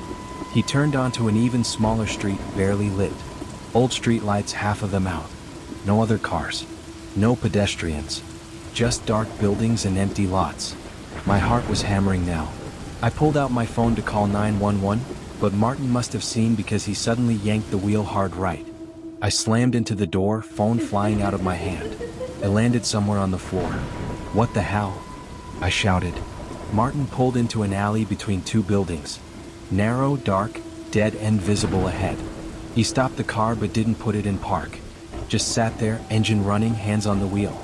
Get out, he said. Same flat voice. What? Get out of the car. I scrambled for my phone on the floor, couldn't find it in the dark. Martin turned around in his seat. In the dim light from the dashboard, his face looked wrong. Slack, like he was drunk or high, but his eyes were sharp, watching me. I said, get out. I tried the door handle again. Still locked. Unlocked the doors. Martin smiled. Not a nice smile. He reached for something between the seats. I didn't wait to see what. I pivoted and kicked the window as hard as I could. Nothing. Kicked again. The glass cracked but didn't break. Martin laughed. Actually laughed. Safety glass, he said. Reinforced. Had it specially installed. That's when I knew this wasn't random. This wasn't a driver having a breakdown or trying to rob me. This was planned. I launched myself between the front seats, going for the gear shift.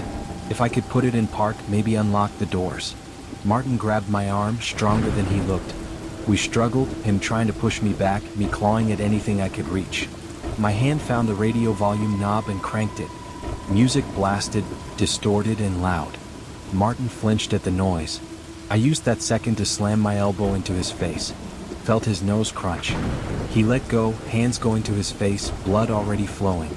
I scrambled into the passenger seat, found the door lock, hit it. The click was the best sound I'd ever heard. I shoved the door open and ran. The alley was a dead end behind me, so I ran toward the street. Martin was out of the car now, coming after me. Not running, just walking fast, one hand still on his bloody nose. "You don't understand," he called out. "It's not me. They made me. They're making me do this." I didn't stop to ask who they were. Just kept running. Hit the street, looked both ways. Empty. No cars, no people, no lit windows. Like a ghost town. I picked a direction and ran. Behind me I heard the car engine. Martin was back in the sedan, headlights sweeping as he pulled out of the alley. I ducked between two buildings, pressed myself against a dumpster. The car cruised past slowly. In the headlights, I saw Martin's face through the windshield. Blood all over his chin, but he was smiling again. Looking left and right, hunting. I waited until the taillights disappeared around a corner, then ran the opposite direction. Found another alley, cut through to a different street. Kept moving, staying in shadows. No idea where I was, but I had to keep going. After what felt like hours but was probably 20 minutes, I saw lights ahead.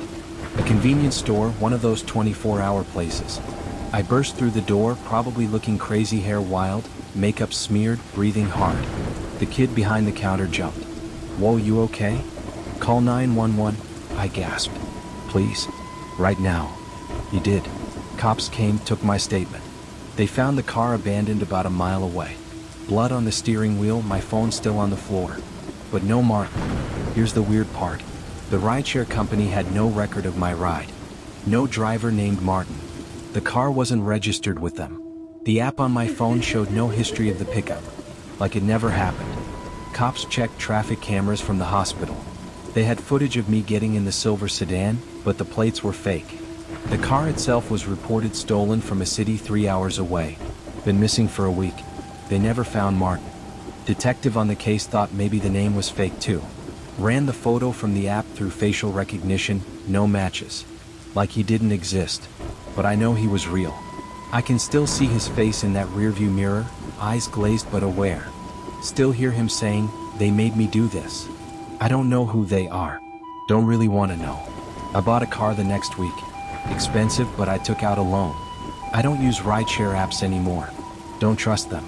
When I work nights now, I park in the hospital garage right by the security booth. I carry pepper spray and a personal alarm. I check the back seat before I get in. Sometimes, when I'm driving home in the early morning, I think I see a silver sedan in my mirrors. Following at a distance, never getting too close.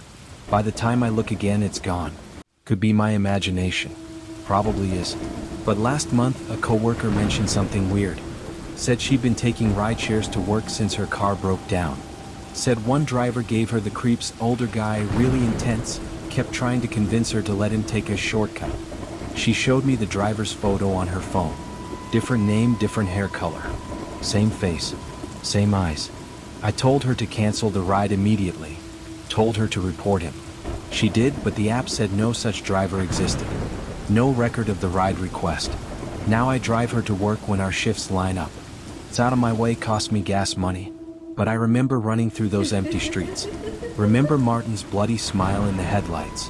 Some things you don't forget. Some things you don't risk happening to someone else. The new neighbor.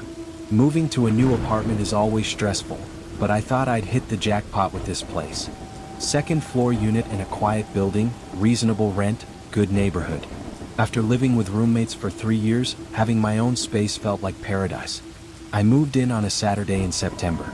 The building was old but well maintained, 6 units total, 3 on each floor.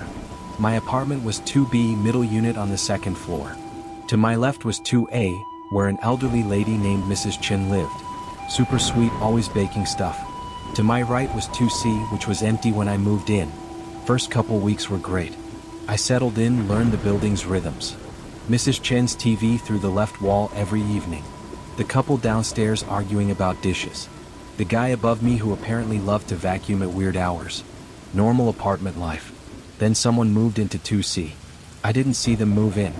Just came home from work one day and noticed the for rent sign was gone from the window.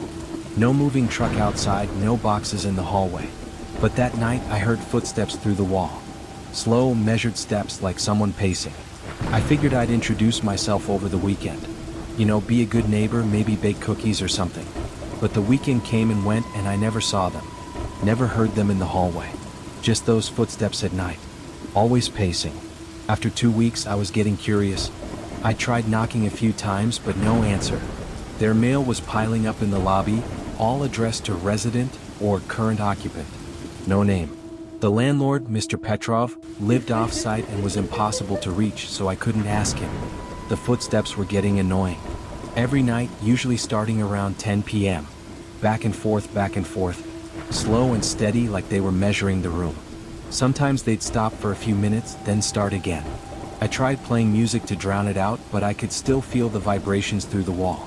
One night I'd had enough. It was past midnight and the pacing hadn't stopped. I went out to the hallway and knocked on 2C's door. Firm knocks, not aggressive but definitely not ignorable. The footsteps stopped immediately. I waited, ear close to the door. Nothing. No movement, no sound. Like the apartment was suddenly empty. Hello? I called out. I'm your neighbor from 2B. Just wanted to introduce myself. Silence. I knocked again. I know you're in there. I can hear you walking around. Still nothing. But as I turned to go back to my apartment, I noticed something. The peephole in their door, it was reversed. Instead of letting them look out, it was positioned to look in. Like someone had installed it backward. That creeped me out enough to mention it to Mrs. Chen the next day. Oh, someone finally moved in, she said. I haven't seen anyone. Yeah, but they're weird. Never see them, never hear them except for footsteps at night. Mrs. Chen frowned. That's strange. Mr. Petrov usually tells me when we get new neighbors. He knows I like to welcome them. I started paying more attention after that. Watched for any sign of my mysterious neighbor. Never saw them. But I noticed other things. Their door was always closed, but sometimes I'd catch a smell coming from their apartment. Musty, chemical, like old paint or something. And the mail kept piling up. I checked it once, nothing personal, just junk mail and flyers. But who doesn't get at least some real mail? The footsteps were getting worse. Not louder, but more frequent. Sometimes I'd hear them during the day now when I was homesick or on weekends. Always that same slow pace. I tried recording them once to complain to the landlord, but they stopped the moment I got my phone out. After a month of this, I was losing it. Sleep deprived, jumpy, starting to doubt myself. Maybe I was imagining things? Maybe the footsteps were from the apartment above? Then I saw the face. I'd gotten up around 3 a.m. to get water. As I passed my front door, I felt that weird sensation of being watched. You know the feeling. I looked at my peephole and froze. And I was looking back at me. From the outside. I jerked back, heart pounding. Looked again. Nothing. Just the empty hallway. But I knew what I'd seen. Someone had been right up against my door looking in. I didn't sleep the rest of the night. Sat on my couch with all the lights on, baseball bat in hand. In the morning, I called the landlord's emergency number. Got his voicemail, left a message about the creepy neighbor and feeling unsafe. He called back that afternoon. What neighbor? He said. 2C is still vacant. Has been for months. That's impossible, I said. I hear them every night.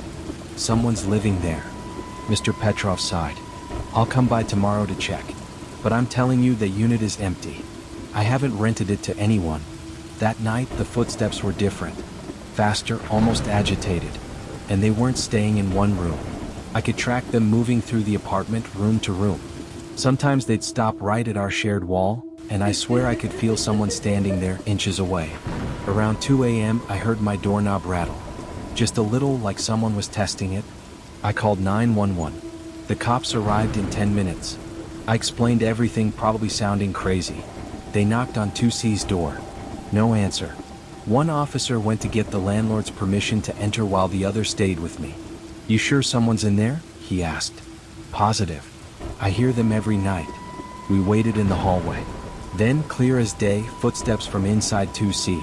The cop heard them too. I saw his hand move to his radio. "We're coming in," he announced, knocking harder. "Police." The footsteps stopped. The first officer came back with a key from Mr. Petrov. They positioned themselves at the door, told me to stay back. Unlocked it, announced themselves again, and went in. I heard them moving through the apartment, calling out "clear" in each room. Then silence. They came back out looking confused. "Ma'am, there's nobody in there," one said. "That's impossible. You heard the footsteps." "We heard something," he admitted. "But the apartment's empty. Not just no people, no furniture, no belongings, nothing. Dust on the floors. Nobody's been living there." They let me look. They were right. The apartment was completely empty. Dust everywhere, undisturbed except for the cops' footprints. No sign anyone had been there in months. But on the wall shared with my apartment, there were marks. Scratches in the paint at different heights. Like someone had been running their hands along it, feeling for something. The cops took photos, made a report. Told me to call if I heard anything else. Mr. Petrov changed the locks on 2C and gave me his personal number. I thought that would be the end of it. It wasn't. The footsteps came back the very next night. Same pattern, same pace. But now I knew the apartment was empty. Now I knew those locks were brand new. I called Mr. Petrov. He came over himself, master key in hand. We stood in the hallway, listening to the clear sound of footsteps from inside 2C. "That's impossible," he muttered, unlocking the door. Empty. Still empty. But the dust on the floor showed footprints now. Fresh ones. Leading from the door to the wall we shared, back and forth. Back and forth. Mr. Petrov went pale. This has happened before," he said quietly. "What?" "Years ago. Different tenant in your unit. Complained about noises from 2C. But 2C was empty then too." He paused. "That tenant broke their lease. Moved out in the middle of the night. Never said why. I moved out 2 weeks later. Stayed with friends while I found a new place. Broke my lease, lost my security deposit. Didn't care. The last night I spent there, the footsteps stopped at the wall and didn't move away. Just stood there on the other side of the drywall for hours. I sat on my couch, staring at that wall until the sun came up. When I was packing, I found something the movers had missed. In the bedroom closet, up in the corner where the walls met. Scratches in the paint from the inside. Like someone had been trying to claw their way out. Or in. I didn't tell the landlord. Just finished packing and left. I drove past the building last week. Couldn't help myself. There was a new "for rent" sign in 2B's window. My old apartment. The one in 2C was gone. But late at night when I can't sleep, I still hear those footsteps. Slow, measured pacing. And I wonder, were they coming from 2C? Or were they coming from inside my walls all along? I don't think I want to know. The summer camp friend. I'm 32 now, married, got 2 kids, normal suburban life. But sometimes when I'm driving past woods or see kids heading off to summer camp, I think about the summer I turned 15. Think about Rachel. Think about what happened at Camp Watauga. My parents sent me to sleepaway camp every summer since I was 12. 2 weeks in the mountains, swimming, hiking, campfires, the whole deal. I actually loved it. Better than sitting at home in Ohio watching TV all summer. Camp Watauga wasn't fancy, just wooden cabins, a dining hall, a lake with a dock. But it was freedom. That summer, the summer I was 15, I was finally in the older kids section. Cabin 12, up the hill from the younger kids. 8 girls per cabin, 2 counselors. I knew most of the girls from previous years. We all came back like clockwork. But there was a new girl that year. Rachel. She showed up a day late, after everyone had already picked bunks and made friends. The counselor, this college girl named Megan, brought her in during afternoon free time. Rachel was tall, really pretty, with this long brown hair she wore in a braid. She had these intense green eyes that seemed to take in everything at once. "Everyone, this is Rachel," Megan announced. "She's joining us from California. Let's make her feel welcome." Rachel took the last empty bunk, the one in the corner that nobody wanted because it was furthest from the bathroom. She didn't complain, just quietly unpacked her stuff while the rest of us went back to our conversations. I felt bad for her. Being the new kid at camp sucked. So during dinner, I made sure to sit next to her. "Hey," I said. "I'm Sarah. This your first time at Watauga?" Rachel nodded, picking at her sloppy joe. "First time at any camp, actually." "Really?" Your parents just decided to ship you off? She gave me this weird little smile. Something like that. I spent the next few days showing Rachel around. She was cool once she opened up a little. Funny, smart, good at all the activities. By the end of the first week, it felt like she'd always been part of our group. But there were little things that seemed off. Like how she never got any mail. Every day after lunch, the counselors would hand out letters and care packages from home. Everyone got something, even if just a postcard. Except Rachel. She'd just sit there watching everyone else read their letters with this blank look on her face. Or how she knew things she shouldn't. One night, we were playing Truth or Dare in the cabin after lights out. My friend Jess was about to pick Dare and Rachel suddenly said, "Don't pick Dare. Trust me." Jess picked Truth instead. The next morning, the girls in cabin 11 got in huge trouble for a prank they pulled, the same prank someone would have dared Jess to do. Little stuff like that kept happening. Rachel always knowing when to avoid certain activities, warning us when counselors were coming during late night talks, finding lost items before anyone even started looking. "You're like psychic or something," I joked one day at the lake. Rachel's face went totally serious. "Don't say that." "Why not?" "Just don't." She dove into the water before I could ask more. The second week started normal. We did the usual activities, archery, pottery, capture the flag. Rachel had gotten comfortable enough to joke around with everyone. I actually forgot about the weird stuff. Then came the overnight camping trip. It was a Watauga tradition. Each cabin did one night camping in the deep woods, roughing it with just sleeping bags and basic supplies. Our turn was Wednesday night. We hiked about 2 miles from main camp to this clearing the camp used. Set up our sleeping bags in a circle around the fire pit. Everything was fine at first. We made s'mores, told ghost stories, sang stupid songs. Megan and our other counselor, Ashley, tried to get us to sleep around 11, but we kept whispering and giggling. I was lying in my sleeping bag next to Rachel when she suddenly grabbed my arm. "Art, we need to leave," she whispered. "What? Why?" "Please, Sarah. Trust me. We need to get everyone up and go back to camp. Now." Her voice was different. Scared. Really scared. "Rachel, what's wrong?" She sat up, looking around the dark woods. The fire had died down to embers. Everyone else was quiet, either asleep or close to it. "They're coming," she said. "I thought we'd be safe here, but they found me. They always find me." "Who's coming?" "You're freaking me out." Rachel turned to me, and in the dim light, her eyes looked almost silver. "I shouldn't have come here. Shouldn't have made friends. I'm so sorry." Before I could respond, we heard it. A whistle, long and low, from somewhere in the woods. Then another from a different direction. Then a third. The counselors shot up immediately. "What was that?" Ashley whispered. More whistles, closer now. Coming from all sides. My skin prickled. There was something really wrong about the sound, too perfect, too human, but not quite human enough. "Everyone up," Megan said, trying to sound calm. "We're heading back to camp." The other girls were waking up, confused and scared. We quickly stuffed our sleeping bags into our packs. The whistles kept coming, closer and closer. I couldn't tell how many there were anymore. "Stay together," Ashley said. "Flashlights on. Walk, don't run." We started down the trail. Rachel stuck close to me, her hand gripping mine. The whistles followed us, always staying just out of sight in the trees. A couple girls were crying. I was trying not to. "What is that?" Jess whispered. "Animals?" "No," Rachel said quietly. "Not animals." We made it about halfway back when they showed themselves. 3 figures stepped onto the trail ahead of us.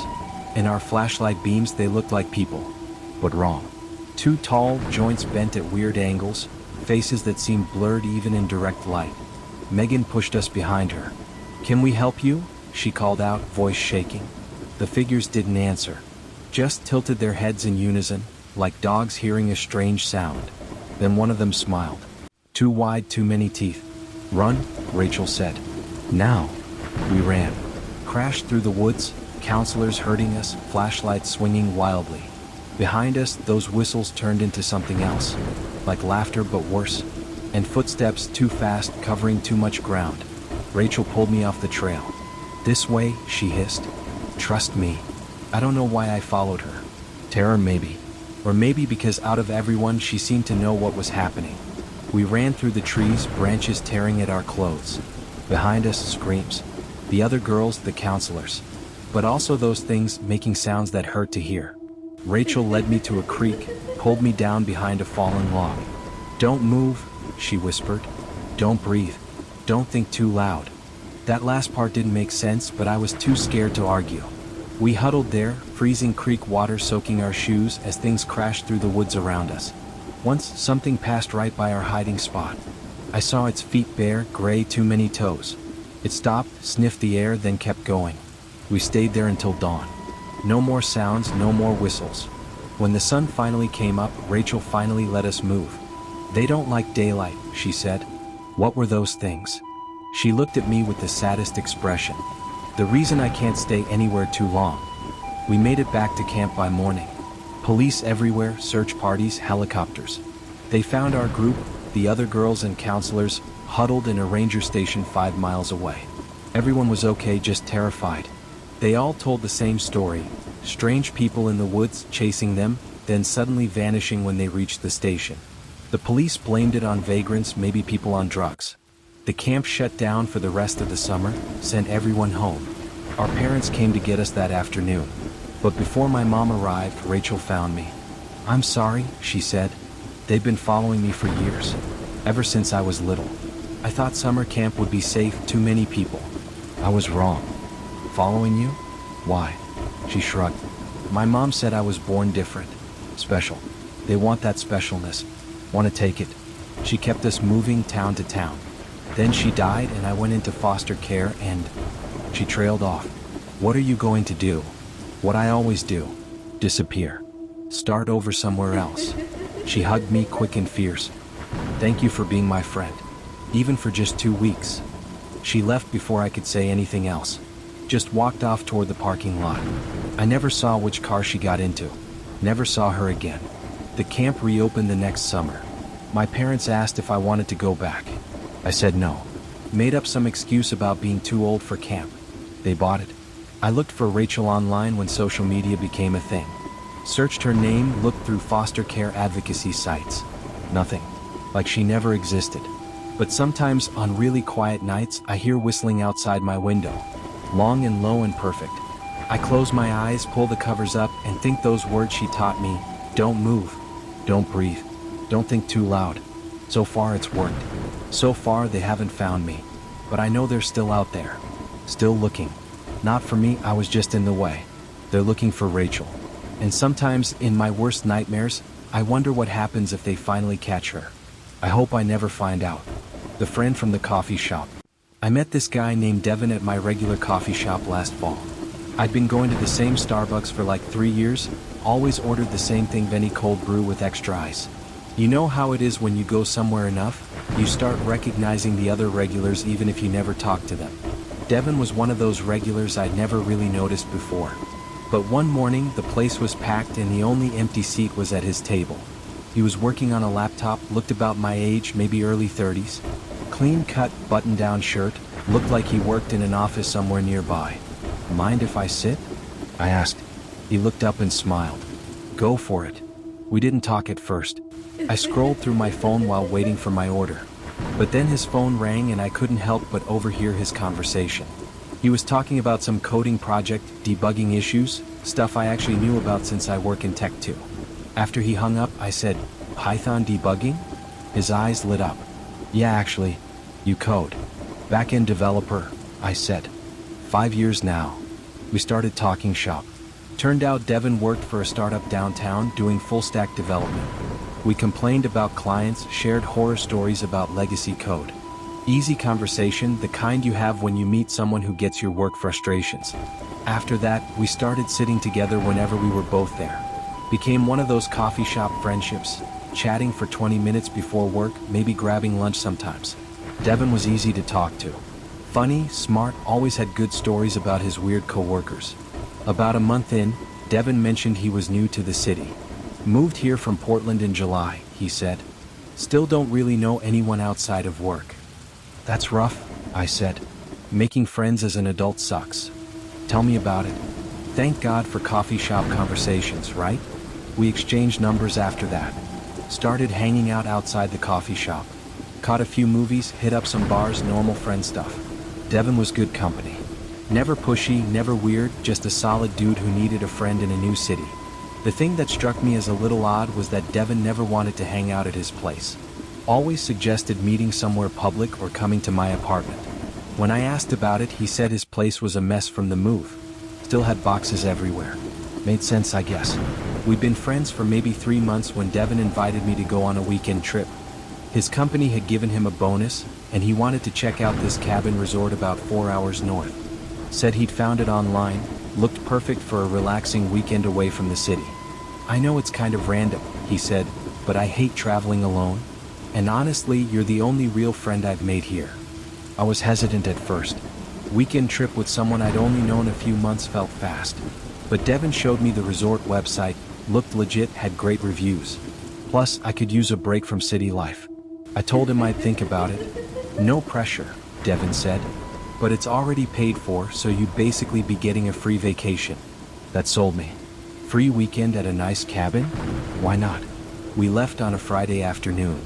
Devin picked me up in his SUV, which I'd never seen before. Nice vehicle, spotlessly clean inside. He'd packed snacks and drinks for the road, had a whole playlist ready. Seemed like he'd really planned everything out. The drive started fine. We talked, listened to music, stopped for gas once. But as we got further from the city into more rural areas, Devin got quieter. Kept checking his mirrors, adjusting his grip on the wheel. "You okay?" I asked. "Yeah, just focused on the road. Gets windy up here." The roads did get smaller as we went north. Highway to state route to county road. By the time we turned onto a dirt road, the sun was setting. Trees pressed close on both sides. No other cars. "How much further?" I asked. "Maybe 15 minutes, Devin said. "Trust me, it's worth it. Total isolation."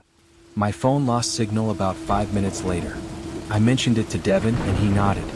"Yeah, no cell towers out here. The resort has Wi-Fi though." Except when we finally arrived, it wasn't a resort. Just a single cabin in a clearing. No other buildings, no signs, no other cars. Just this dark wooden structure surrounded by forest. "This doesn't look like the website," I said. Devin was already getting out. "They have multiple properties. This is their deluxe isolated cabin. Way better than being crowded with other guests." Something felt wrong, but Devin was already grabbing bags from the back. Acting normal, excited even. I told myself I was being paranoid. Maybe this was just a different property than what was on the main website. The cabin was nice inside. Fully furnished, electricity, running water. 2 bedrooms, full kitchen. Devin had even stocked it with food and drinks. He gave me a quick tour, showed me my room, seemed genuinely happy to be there. We made dinner, had a few beers, sat on the porch looking at stars. I started to relax. Maybe I'd overreacted. Devin was just trying to be a good friend, treat me to a nice weekend. We stayed up late talking, and eventually I headed to bed. I woke up around 3 a.m. needing the bathroom. The cabin was dark, quiet except for the wind outside. I padded down the hallway trying not to wake Devin. But when I passed his room, the door was open. Bed was empty, still made. Weird. I checked the living room, kitchen, even stepped out onto the porch. No Devin. His car was still there, keys on the counter. Where the hell did he go? I was about to go back inside when I saw a light in the trees. Flashlight beam moving slowly through the forest. Had to be Devin. But what was he doing out there at 3 a.m.? I grabbed a jacket and my phone, still no signal, and followed the light. Kept my distance, staying quiet. The rational part of my brain said this was stupid, but something felt really off now. I needed to know what was happening. Devin was about 50 yards into the woods, standing in a small clearing. He wasn't alone. There was another man there, shorter, heavier. They were talking quietly, but I could hear bits of conversation carried by the wind. "Said you'd have him here by midnight," the other man said. "He wanted to stop for dinner," Devin replied. I couldn't rush it without making him suspicious. "The others are getting impatient. This is the third one you've brought." My blood went cold. "Third one?" I started backing away, trying not to make noise. But I stepped on a stick. The crack echoed in the quiet forest. Both heads whipped toward my direction. "Shit," Devin said. "I think he followed me." I ran. Didn't care about being quiet anymore, just crashed through the woods back toward the cabin. Behind me, I heard Devin calling my name, trying to sound casual. "Hey man, where you going?" "Just came out for a walk." I burst into the cabin, grabbed Devon's keys from the counter. My hands were shaking so bad I dropped them twice. Outside, footsteps on the porch. The door handle turned. I didn't wait. Went out the back door, ran for the SUV. Started it up just as Devon came around the side of the cabin. In the headlights, his face looked different. Desperate. Angry. "Wait," he shouted. "You don't understand. It's not what you think." I threw it in reverse, nearly hit a tree. Devon ran after me for a few yards before giving up. In the mirrors, I saw him pull out a phone. How did he have signal when I didn't? The drive back was terrifying. Wrong turns in the dark, barely any gas, convinced every set of headlights behind me was them. But I finally hit a main road as the sun came up. First gas station I found, I called the police. They sent units to check the cabin. Found it empty. Not just no people, no furniture, no food, no sign anyone had been there recently. Like the whole setup had been cleared out in the hours it took me to get back. The police ran Devon's plates. Car was a rental, paid with a fake credit card. The name Devon Mitchell? No record of anyone by that name working at any startup in the city. The coffee shop had security footage of us together, but that was it. No other trace of him. I went back to my apartment to find my spare key missing from under the mat. Nothing stolen inside, but things were slightly off. Picture frames turned, books rearranged. Like someone had been studying my life. The detective working the case told me I was lucky. They'd seen similar cases in other cities. Someone befriends isolated people, new to town, work from home, not many close friends or family. Gains their trust over months, then invites them somewhere isolated. What happens to them? I asked. The detective shook his head. The ones who get away like you? They run before finding out. The others? We usually find their cars abandoned somewhere. Never find them. I had to move after that. Change jobs, cities, everything. Deleted social media, got a new phone number. But I still think about Devon sometimes. How normal he seemed. How easily I trusted him. I work from home now. Order my coffee for delivery. Don't talk to strangers. Sometimes I Google variations of his name, looking for news stories about similar incidents. Every few months I find one. Different city, different name, but the pattern's the same. Coffee shop or gym or bar. Months of friendship. Weekend trip to somewhere isolated. Most of the stories end with missing person reports. I was lucky. I woke up at the right time, followed him instead of calling out. One different choice and I'd be another missing person flyer. I don't make new friends anymore. Can't risk it. When people ask why I'm so antisocial, I make up excuses. How do you explain that the nicest guy you met turned out to be hunting you? That 3 months of friendship was just grooming for something worse? You don't. You just stay safe. Stay alone. It's been a year now. Sometimes I still check my mirrors too much. Still freeze when I hear someone call out a name that sounds like mine. Still wonder about those others the man in the woods mentioned. I hope I never find out what happened to them. I hope Devon never finds me again. But sometimes, late at night, I swear I smell that specific coffee shop smell outside my window. Dark roast and vanilla syrup. His usual order. I tell myself it's just my imagination. Has to be. The camping trip. Me and my 2 best friends always go camping every summer. We've been doing it since high school and now we're all 24 and still keep the tradition going. This year we decided to try a new campground my friend Mike found online. It was supposed to be really remote and quiet, which sounded perfect to us. We wanted to get away from everything and just relax in nature for a few days.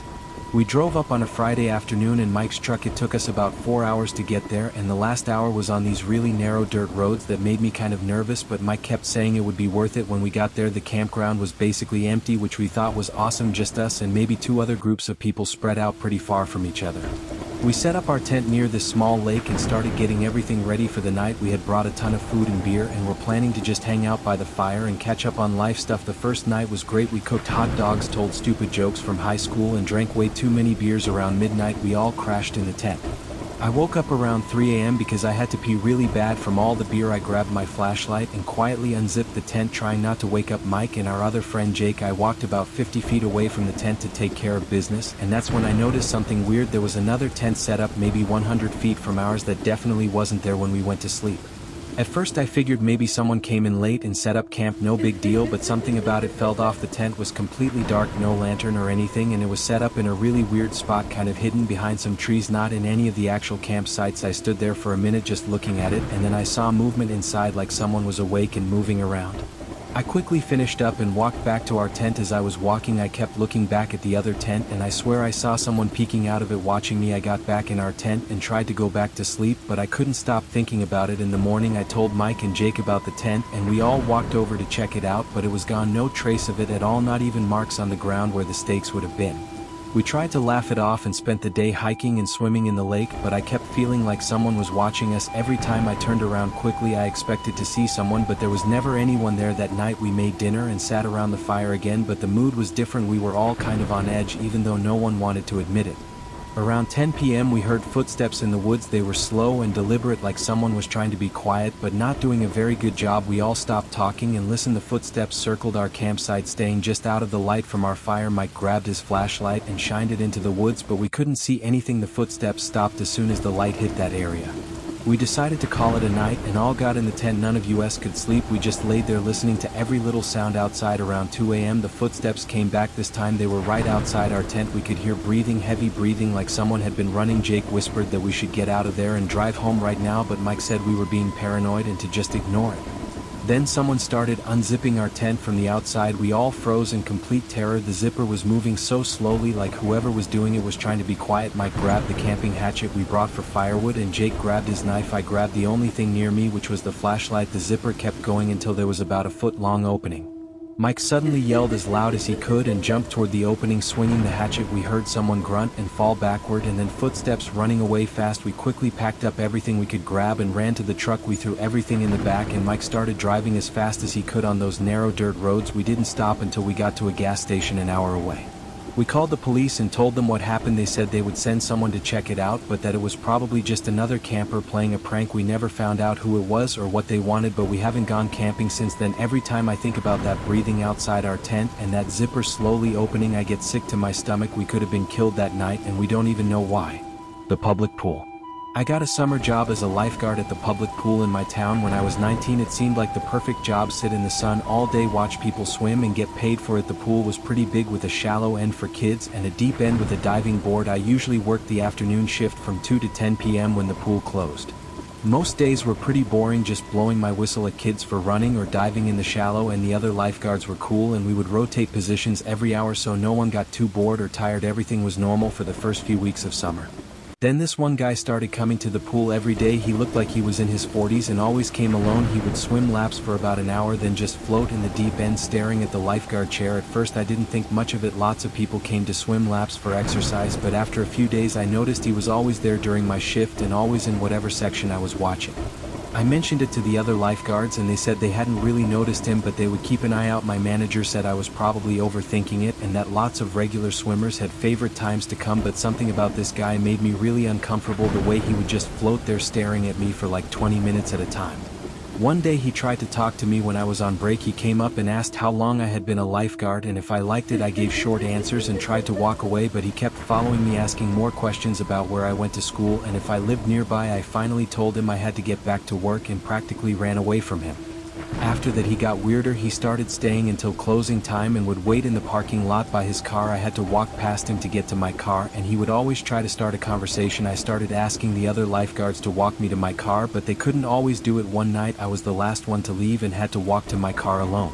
He was waiting by his car like always and called out to me as I walked by. He said he had something to show me and opened his trunk. I just kept walking faster, but he started following me, saying he just wanted to be friends and didn't understand why I was being so rude. I practically ran to my car and locked the doors. As soon as I got in, he stood next to my car for a minute just staring at me through the window, then finally walked away. I told my manager the next day that I was really scared of this guy and didn't feel safe. She said unless he actually did something illegal there was nothing she could do, but she would try to make sure someone was always there to walk me to my car. I was so frustrated that I had to wait for him to actually hurt me before anyone would do anything. The next week he wasn't there on Monday or Tuesday, and I started to relax, thinking maybe he had finally gotten the hint. Then on Wednesday night I was doing the closing duties, checking the bathrooms and making sure all the equipment was put away. I was in the women's bathroom when I heard the door open. I called out that the pool was closed and I'd be done in a minute.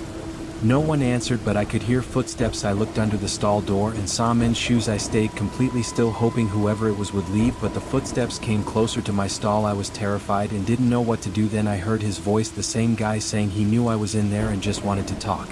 I screamed as loud as I could and he ran out of the bathroom. I called 911 from the bathroom and stayed locked in the stall until the police came. They found him in the parking lot and arrested him for trespassing and harassment. When they searched his car, they found a notebook full of notes about me, what times I worked, what car I drove, even my address somehow.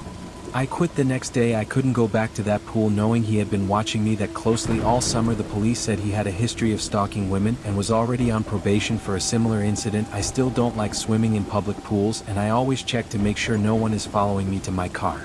The beach house.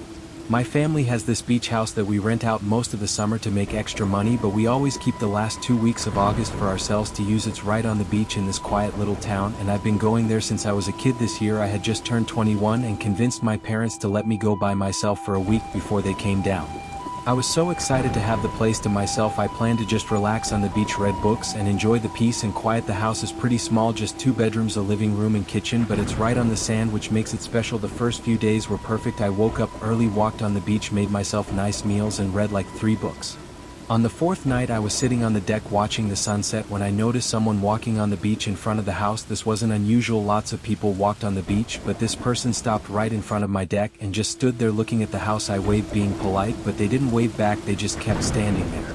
After a few minutes it started to get really uncomfortable, so I went inside and locked the sliding door. I peeked through the curtains and the person was still there, now sitting on the sand facing my house. I tried to ignore it and made myself dinner, but when I checked an hour later they were still there, just sitting in the same spot. I was starting to get scared. It was fully dark now and I could barely see them, but I knew they were still there. I thought about calling the police but felt stupid saying someone was sitting on a public beach. Even if it was creepy, I decided to just go to bed early and hope they would be gone in the morning. I woke up around 3 a.m. to a noise. It sounded like something hitting the house. I laid there listening and heard it again, a soft thud against the wall. I got up and looked out the bedroom window. Someone was throwing sand at the house. I couldn't see who it was, but I could see the motion of their arm throwing handful after handful of sand.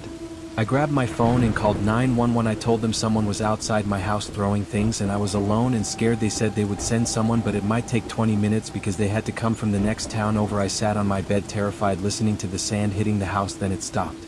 Everything was quiet for a few minutes. Then I heard the sliding door rattling. Someone was trying to open it. I had locked it, but they were pulling hard trying to force it open. I screamed and ran to the bathroom, locking myself, and I could hear them walking around the deck trying the windows. The 911 operator was still on the phone telling me to stay calm and that help was coming.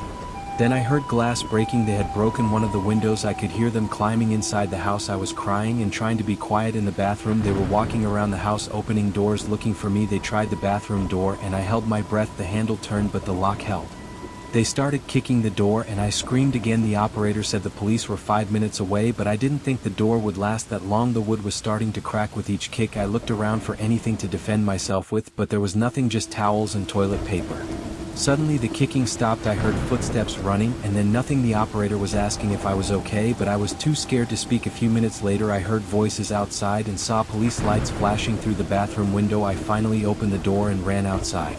The police searched the area, but whoever it was had disappeared. They found footprints in the sand leading away from the house and the broken window. They took my statement and said they would patrol the area for the rest of the night, but I couldn't stay there. I drove home that night and didn't go back. My parents were furious when they found out, but more scared than angry. We got the window fixed and installed security cameras, but I haven't been back to the beach house since. I don't know who that person was or why they targeted me, but the thought of them trying to break down that bathroom door still gives me nightmares. The night shift. I took a job at a 24-hour gas station the summer after my senior year of high school. I needed money for college, and it was the only place hiring that would work around my schedule. I worked the night shift from 11 p.m. to 7 a.m. It was boring most of the time, just stocking shelves and serving the occasional customer. The gas station was on a pretty empty stretch of highway about 10 minutes outside of town. At night it was really isolated with no other businesses nearby. My manager trained me for a week on day shift, then threw me into nights. He said it was easy, just keep the coffee fresh and don't get robbed. He was joking about that last part, but it didn't make me feel better. The first few weeks were fine. I got into a routine and actually liked how quiet it was. I could listen to music and do my homework when there were no customers. Most nights I'd only see maybe 10 or 15 people total, usually truckers getting coffee or people getting gas. Then this one regular started coming in every night around 2 a.m. He was probably in his 30s, always wore the same dirty baseball cap and never bought anything, just walked around the store for 10 or 15 minutes then left. It was weird but not threatening, so I didn't think much of it at first. After a couple weeks of this, I started paying more attention to what he was doing. He would walk up and down every aisle real slow, like he was looking for something specific, but he never picked anything up. Sometimes he would stand at the end of an aisle and just stare at me for a minute before moving on. I tried talking to him once, asking if he needed help finding something. He just shook his head and kept walking. When he left that night, I watched him get in his car, but he didn't drive away. He sat in the parking lot for another hour, just sitting there in the dark. I could see the glow of a cigarette every few minutes. I told my manager about him, and he said as long as the guy wasn't stealing or causing problems, there wasn't much we could do. He said lots of people are weird at night, and I just had to deal with it, but this guy made me really nervous, especially when I was alone in the store. One night he came in at his usual time, but something was different. He seemed agitated, walking faster and breathing heavy. He went straight to the back of the store where the bathrooms were, but didn't go in. He just stood back there in the corner where I couldn't see him from the register. I waited a few minutes, then walked back to check on him. He was gone. I looked in the bathroom, but it was empty. I was confused because I hadn't heard the door chime when he left. I walked back to the register, and he was standing right behind the counter where I had been. I jumped and yelled, asking what he was doing. He didn't say anything, just stared at me with this blank expression. I told him he couldn't be behind the counter and he needed to leave. He finally spoke, and his voice was really quiet and raspy. He said he was just looking for something. I was terrified but tried to stay calm. I told him again he needed to leave or I would call the police. He smiled this really creepy smile and said I wouldn't have time to call anyone. Then he reached into his pocket. I thought he was going for a weapon, so I grabbed the phone and ran to the back office, locking the door behind me. I called 911 and told them someone was in the store threatening me. They said they were sending units right away. I could hear him out in the store knocking things off shelves and yelling, but I couldn't understand what he was saying. I stayed locked in the office until I heard sirens. When the police arrived, they found him still in the store. He had destroyed a bunch of merchandise and was carrying a large knife. They arrested him and found out he had just been released from a psychiatric hospital. The week before, he had been telling other patients that the gas station was sending him messages through the security cameras. I finished my shift because I needed the money, but I never went back after that. I found out later that he had been coming in during day shift too, but only started acting weird during my shifts. For some reason, my manager apologized and offered me a raise to stay, but there was no amount of money that would make me work another night shift alone. The police said I was lucky I ran when I did because he had a history of violence. I still sometimes dream about turning around and seeing him standing behind that counter with that blank stare. I work at a coffee shop now and only during daylight hours. This summer I turned 16. I'm 28 now, but I still can't drive past that old convenience store without feeling sick to my stomach. It happened the summer I turned 16 back in 2012 when I had just gotten my driver's license and thought I was so cool driving around in my mom's old Honda Civic. That summer changed everything for me, and not in a good way. I had gotten my first real job at this convenience store about 20 minutes from my house. It was perfect because I could drive myself there and my parents were happy I was being responsible. The store was family owned by this older couple, the Pattersons, who seemed really nice when they hired me. They said they needed help because their son, who usually worked summers, was away at college. The store was kind of in the middle of nowhere on this back road that connected two highways. It got steady business, but there were definitely slow periods, especially in the late afternoons when I usually worked. Mrs. Patterson trained me for the first week, showing me how to use the register and where everything was in the store. She was always baking cookies and would bring them in for customers. Mr. Patterson was quieter but friendly enough. He usually worked in the back doing inventory or fixing things around the store. Their house was actually connected to the store through a door behind the counter, which I thought was kind of weird, but they said it made things easier for them. Everything was normal for the first few weeks. I would work from 3 to 9 p.m. After summer school ended, the Pattersons would usually leave around 6 to eat dinner in their house and leave me alone to watch the store. They said I could knock on the door if I needed anything, but I never did. Then one day I noticed something strange in the back storage room. I was getting paper towels to refill the bathroom and saw a small hole in the wall about eye level. When I looked closer, I realized I could see through it into another room. It looked like a bedroom with pink walls and stuffed animals on a bed, which was weird because the Pattersons had told me their son was their only kid. I didn't think too much about it at first. Maybe they had a granddaughter who visited or something, but then I started noticing other weird things. There were locks on the outside of some doors in their house area that I could see when they left the connecting door open, and sometimes I would hear what sounded like a TV or radio playing from somewhere in their house, but it would stop as soon as they noticed me nearby.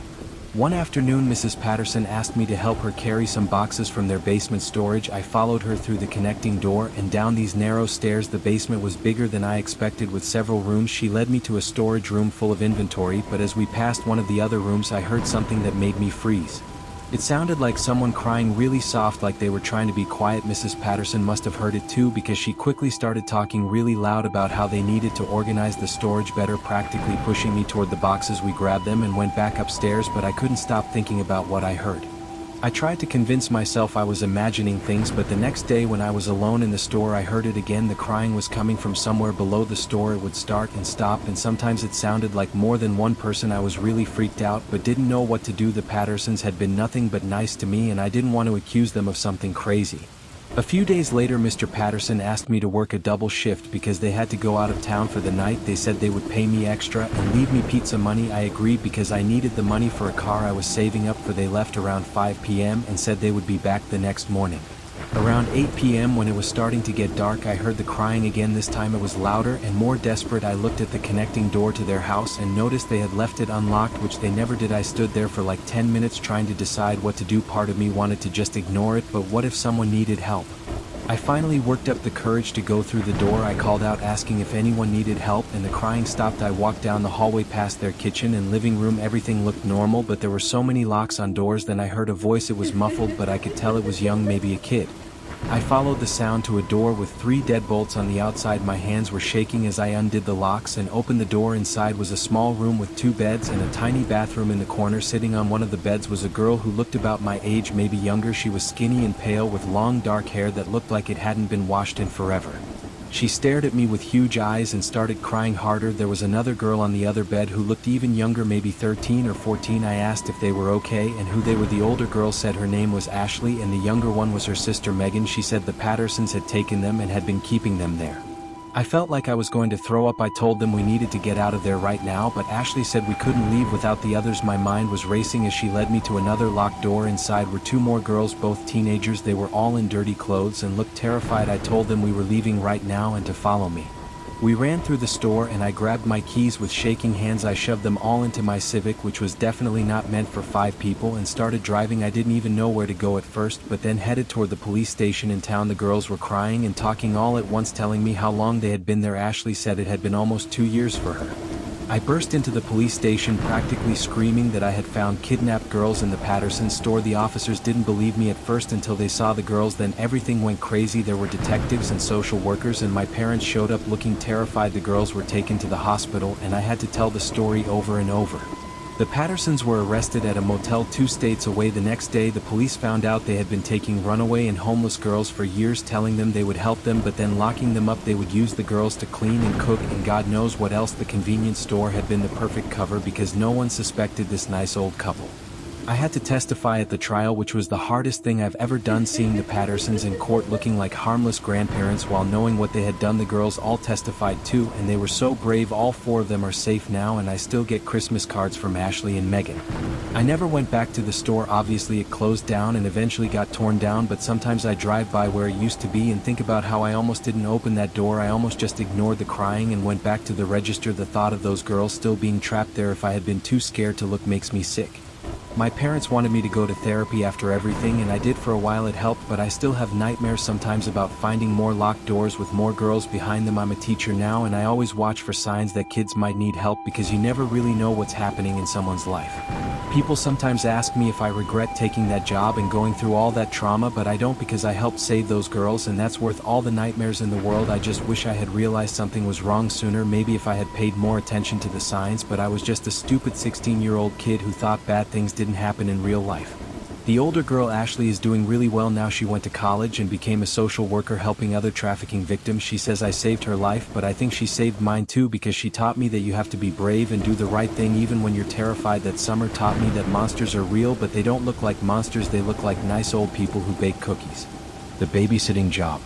I'm 32 now with kids of my own, and I would never let them babysit after what happened to me when I was 15. It was the summer of 2007, and all my friends had jobs at the mall or fast food places, but my mom knew this family who needed a babysitter for their 8-year-old daughter 3 days a week. It paid way better than minimum wage and seemed way easier than flipping burgers. The family lived in this huge house in the rich part of town. The dad was some kind of lawyer, and the mom was a real estate agent. They were both really busy and needed someone to watch their daughter Emma from noon to 6 on Mondays, Wednesdays, and Fridays. Emma was actually a really sweet kid. She was quiet and liked to read and draw, so I figured it would be easy money.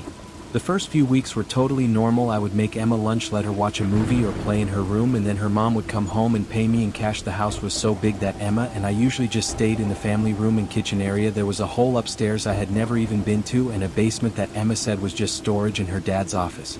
Then one day Emma asked if we could play hide and seek. She said she was bored of watching movies. I figured why not, it would kill some time, so I started counting and she ran off to hide. I found her pretty easily the first few times, but then she started getting better at it, using places I didn't even know about in the house. During one game I was looking for her everywhere. I had checked all her usual spots and was starting to get worried. I called out that I gave up and she could come out, but she didn't answer. I went through every room downstairs, then headed up to the second floor. I had only been up there once to use the bathroom, but there were like 6 bedrooms and I had to check them all. I finally found her in what looked like a guest room at the end of the hall. She was hiding in the closet, but when I opened it she looked scared, not playful like she had been. She whispered that we needed to go back downstairs right now. I asked what was wrong and she just shook her head and pulled me toward the stairs. When we got back to the family room I asked her what had scared her. She was quiet for a minute, then said she heard him walking around up there. I asked who, and she said the man in the walls. I thought she was just trying to scare me like kids do, so I laughed it off, but she looked really serious and said we shouldn't play upstairs anymore. I tried to forget about it, but the next time I babysat I kept hearing things, little creaks and footsteps from upstairs. When I knew Emma and I were the only ones home I told myself old houses make noise, but it was really starting to creep me out. Emma must have noticed because she asked if I heard him too. I asked her to tell me more about the man in the walls. She said she had been hearing him for a long time, mostly at night, but sometimes during the day too. She said her parents didn't believe her and told her it was just the house settling, but she knew it was a person because sometimes she could hear him breathing. I was really freaked out but tried not to show it. I thought maybe there were mice or something in the walls that sounded like a person, but then Emma said something that made my blood run cold. She said sometimes she could see his eye through the cracks. I asked what cracks and she pointed to the corner of the room where the wall met the ceiling. I looked but didn't see anything, just normal wall and ceiling. She said you had to look at the right angle and the right time. That's when I decided to tell her mom when she got home, but when Mrs. Carter arrived she was in a huge rush and barely said hi before paying me and ushering me out the door.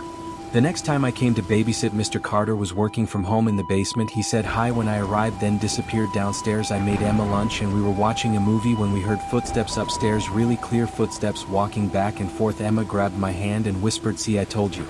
I was terrified but tried to think logically. Mr. Carter was home, so maybe he had gone upstairs, but I had seen him go to the basement and the footsteps were definitely coming from above us. I told Emma to stay put and walk to the basement door. I called down asking if Mr. Carter was down there. He answered saying yes, he was on a conference call. So who was upstairs? I grabbed Emma and my phone and we went outside to the backyard. I called my mom and told her something weird was happening and I was scared. She said she was coming to get me, but I should call the police if I really thought someone was in the house. I didn't know what to do. I was just a 15-year-old kid, and what if I was wrong? We stayed outside until my mom arrived. She marched right up to the front door and rang the bell. Mr. Carter answered looking annoyed and asked what was going on. My mom explained that I had heard someone upstairs and was scared. Mr. Carter's face changed from annoyed to worried and he said he would check it out. He went upstairs. While we waited in the foyer I could hear him walking around opening doors. Then he called down that no one was there. My mom asked if he was sure and he said yes, but his voice sounded weird. He came back down and said it must have been the air conditioning making noise, but Emma piped up and said it wasn't the air conditioning, it was the man in the walls. Mr. Carter's face went white and he told Emma to go to her room. She started crying, but when my mom asked what was going on, and Mr. Carter said there had been some issues with sounds in the house, but it was being taken care of. He thanked us for our concern and pretty much pushed us out the door. My mom was mad in the car. She said something was definitely wrong and she didn't want me going back there. I was relieved because I didn't want to go back either, but I felt bad leaving Emma there with whatever was happening. We went home and I tried to forget about it. About a week later it was all over the news. The Carter's house was on TV with police cars everywhere. Turns out there was a man living in their walls. He had been there for months, maybe longer. He was some homeless guy who had found a way into the house through the attic and had made a little living space between the walls. He would come out when the family was asleep or gone and take food and use the bathroom. The police found holes he had made to watch the family, including one in Emma's room. The thought of him watching her sleep made me want to throw up. They found journals where he had written down everything the family did, their schedules, what they ate, everything. The really messed up part was that Mr. Carter had suspected something for a while but didn't want to scare his family or seem crazy, so he just tried to ignore it. He had even found some of the holes and patched them up, but the guy just made new ones. The man was arrested and charged with a bunch of things, but the damage was done. The Carters moved away pretty quickly after that. I never saw Emma again, but I think about her a lot. I hope she's okay and that she got therapy or something, because that's not something a kid should have to deal with. I know I needed therapy after that, and I wasn't even living there. My mom felt terrible for sending me to babysit there. She said she had no idea, and the Carters had seemed like such a nice normal family, but that's the thing, you never really know what's going on in someone's house. I learned that people will ignore a lot of scary things because they don't want to believe they're real. I have 2 kids now and I'm probably overprotective, but I always listen when they tell me something is scaring them, even if it sounds silly, because Emma knew something was wrong and no one listened to her except me, and even I almost didn't do anything about it. I was just going to leave and not come back. Sometimes I have dreams about that house, about walking up those stairs and finding eyes watching through cracks in the walls. I dream about Emma crying and saying I told you so, but in my dreams I can't get her out. We're trapped in the house with footsteps above us getting closer and closer. People ask me if I believe in intuition now, and I absolutely do. Emma knew something was wrong, she could feel it, and kids are more sensitive to that stuff than adults because adults explain everything away. We rationalize and make excuses, but kids just know when something is bad and we should listen to them. That experience changed how I see the world. I used to think bad things happened to other people in other places, but that summer taught me that danger can be anywhere, even in a beautiful, expensive house with a nice family. It taught me to trust my instincts and not worry about being embarrassed or wrong, because being wrong is better than being in danger.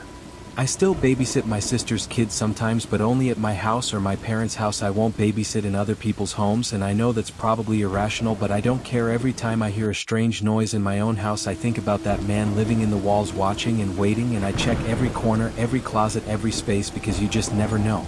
Summer horror stories, looking back. Story 1. The summer I turned 16. I'm 28 now, but I still can't drive past that old convenience store without feeling sick to my stomach. It happened the summer I turned 16 back in 2012, when I had just gotten my driver's license and thought I was so cool driving around in my mom's old Honda Civic. That summer changed everything for me, and not in a good way. I had gotten my first real job at this convenience store about 20 minutes from my house. It was perfect because I could drive myself there, and my parents were happy I was being responsible. The store was family owned by this older couple, the Pattersons, who seemed really nice when they hired me. They said they needed help because their son, who usually worked summers, was away at college. The store was kind of in the middle of nowhere on this back road that connected 2 highways. It got steady business, but there were definitely slow periods, especially in the late afternoons when I usually worked. Mrs. Patterson trained me for the first week, showing me how to use the register and where everything was in the store. She was always baking cookies and would bring them in for customers. Mr. Patterson was quieter but friendly enough. He usually worked in the back doing inventory or fixing things around the store. Their house was actually connected to the store through a door behind the counter, which I thought was kind of weird, but they said it made things easier for them. Everything was normal for the first few weeks. I would work from 3 to 9 p.m. After summer school ended, the Pattersons would usually leave around 6 to eat dinner in their house and leave me alone to watch the store. They said I could knock on the door if I needed anything, but I never did. Then one day I noticed something strange in the back storage room. I was getting paper towels to refill the bathroom and saw a small hole in the wall about eye level. When I looked closer, I realized I could see through it into another room. It looked like a bedroom with pink walls and stuffed animals on a bed, which was weird because the Pattersons had told me their son was their only kid.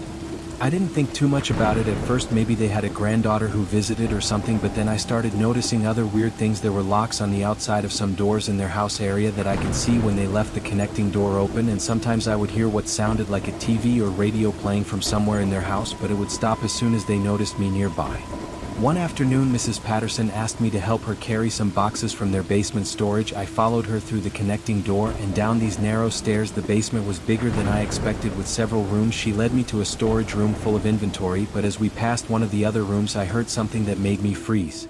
It sounded like someone crying really soft, like they were trying to be quiet. Mrs. Patterson must have heard it too, because she quickly started talking really loud about how they needed to organize the storage better, practically pushing me toward the boxes. We grabbed them and went back upstairs, but I couldn't stop thinking about what I heard. I tried to convince myself I was imagining things, but the next day when I was alone in the store, I heard it again. The crying was coming from somewhere below the store. It would start and stop, and sometimes it sounded like more than one person. I was really freaked out, but didn't know what to do. The Pattersons had been nothing but nice to me, and I didn't want to accuse them of something crazy. A few days later, Mr. Patterson asked me to work a double shift because they had to go out of town for the night. They said they would pay me extra and leave me pizza money. I agreed because I needed the money for a car I was saving up for. They left around 5 p.m. and said they would be back the next morning. Around 8 p.m., when it was starting to get dark, I heard the crying again. This time it was louder and more desperate. I looked at the connecting door to their house and noticed they had left it unlocked, which they never did. I stood there for like 10 minutes trying to decide what to do. Part of me wanted to just ignore it, but what if someone needed help? I finally worked up the courage to go through the door. I called out asking if anyone needed help, and the crying stopped. I walked down the hallway past their kitchen and living room. Everything looked normal, but there were so many locks on doors. Then I heard a voice. It was muffled, but I could tell it was young, maybe a kid. I followed the sound to a door with 3 deadbolts on the outside. My hands were shaking as I undid the locks and opened the door. Inside was a small room with 2 beds and a tiny bathroom in the corner. Sitting on one of the beds was a girl who looked about my age, maybe younger. She was skinny and pale with long dark hair that looked like it hadn't been washed in forever. She stared at me with huge eyes and started crying harder. There was another girl on the other bed who looked even younger, maybe 13 or 14. I asked if they were okay and who they were. The older girl said her name was Ashley and the younger one was her sister Megan. She said the Pattersons had taken them and had been keeping them there. I felt like I was going to throw up. I told them we needed to get out of there right now, but Ashley said we couldn't leave without the others. My mind was racing as she led me to another locked door. Inside were 2 more girls, both teenagers. They were all in dirty clothes and looked terrified. I told them we were leaving right now and to follow me. We ran through the store and I grabbed my keys with shaking hands. I shoved them all into my Civic, which was definitely not meant for 5 people, and started driving. I didn't even know where to go at first, but then headed toward the police station in town. The girls were crying and talking all at once, telling me how long they had been there. Ashley said it had been almost 2 years for her. I burst into the police station practically screaming that I had found kidnapped girls in the Patterson store. The officers didn't believe me at first until they saw the girls, then everything went crazy. There were detectives and social workers and my parents showed up looking terrified. The girls were taken to the hospital and I had to tell the story over and over. The Pattersons were arrested at a motel 2 states away. The next day the police found out they had been taking runaway and homeless girls for years, telling them they would help them but then locking them up. They would use the girls to clean and cook and God knows what else. The convenience store had been the perfect cover because no one suspected this nice old couple. I had to testify at the trial, which was the hardest thing I've ever done, seeing the Pattersons in court looking like harmless grandparents while knowing what they had done. The girls all testified too, and they were so brave. All 4 of them are safe now, and I still get Christmas cards from Ashley and Megan. I never went back to the store. Obviously it closed down and eventually got torn down, but sometimes I drive by where it used to be and think about how I almost didn't open that door. I almost just ignored the crying and went back to the register. The thought of those girls still being trapped there, if I had been too scared to look, makes me sick. My parents wanted me to go to therapy after everything, and I did for a while. It helped, but I still have nightmares sometimes about finding more locked doors with more girls behind them. I'm a teacher now and I always watch for signs that kids might need help because you never really know what's happening in someone's life. People sometimes ask me if I regret taking that job and going through all that trauma, but I don't, because I helped save those girls and that's worth all the nightmares in the world. I just wish I had realized something was wrong sooner, maybe if I had paid more attention to the signs, but I was just a stupid 16-year-old kid who thought bad things didn't happen in real life. The older girl, Ashley, is doing really well now. She went to college and became a social worker helping other trafficking victims. She says I saved her life, but I think she saved mine too, because she taught me that you have to be brave and do the right thing even when you're terrified. That summer taught me that monsters are real, but they don't look like monsters, they look like nice old people who bake cookies. Story 2. The babysitting job. I'm 32 now with kids of my own, and I would never let them babysit after what happened to me when I was 15. It was the summer of 2007, and all my friends had jobs at the mall or fast food places, but my mom knew this family who needed a babysitter for their 8-year-old daughter 3 days a week. It paid way better than minimum wage and seemed way easier than flipping burgers. The family lived in this huge house in the rich part of town. The dad was some kind of lawyer and the mom was a real estate agent. They were both really busy and needed someone to watch their daughter Emma from noon to 6 on Mondays, Wednesdays, and Fridays. Emma was actually a really sweet kid. She was quiet and liked to read and draw, so I figured it would be easy money. The first few weeks were totally normal. I would make Emma lunch, let her watch a movie or play in her room, and then her mom would come home and pay me in cash. The house was so big that Emma and I usually just stayed in the family room and kitchen area. There was a whole upstairs I had never even been to, and a basement that Emma said was just storage and her dad's office.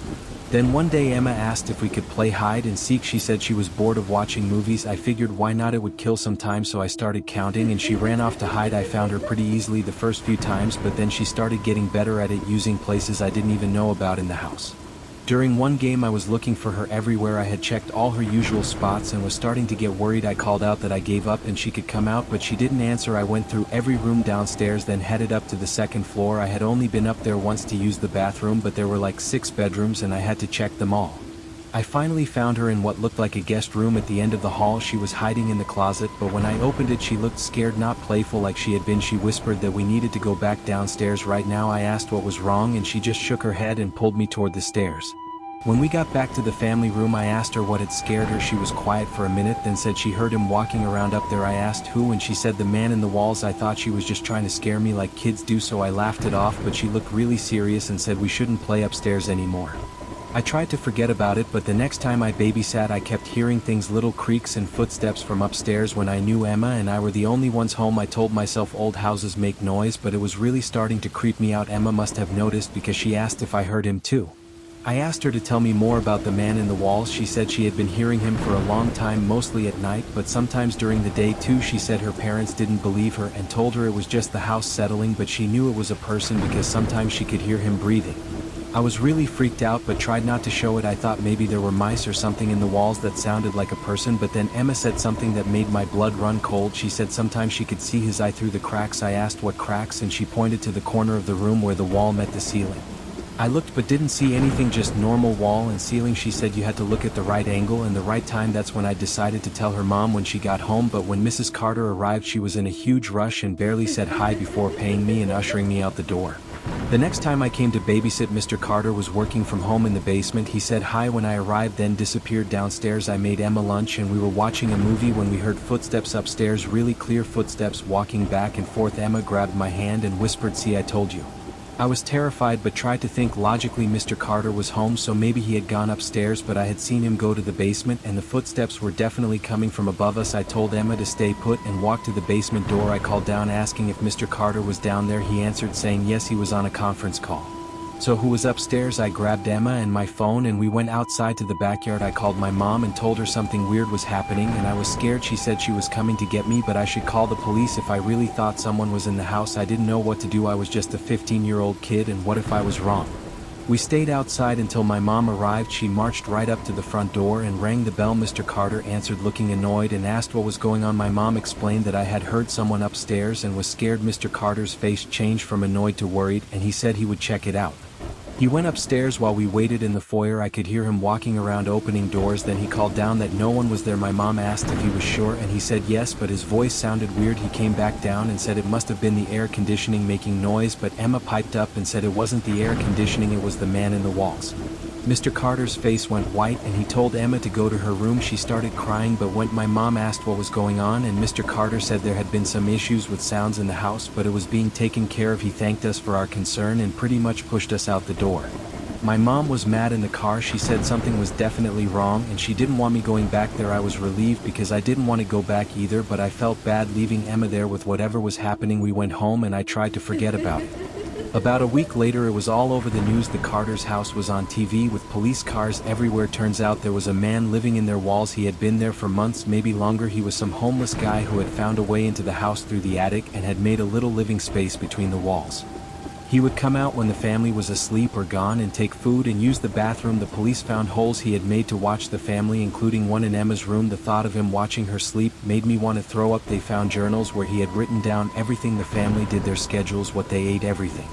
The really messed up part was that Mr. Carter had suspected something for a while but didn't want to scare his family or seem crazy, so he just tried to ignore it. He had even found some of the holes and patched them up, but the guy just made new ones. The man was arrested and charged with a bunch of things, but the damage was done.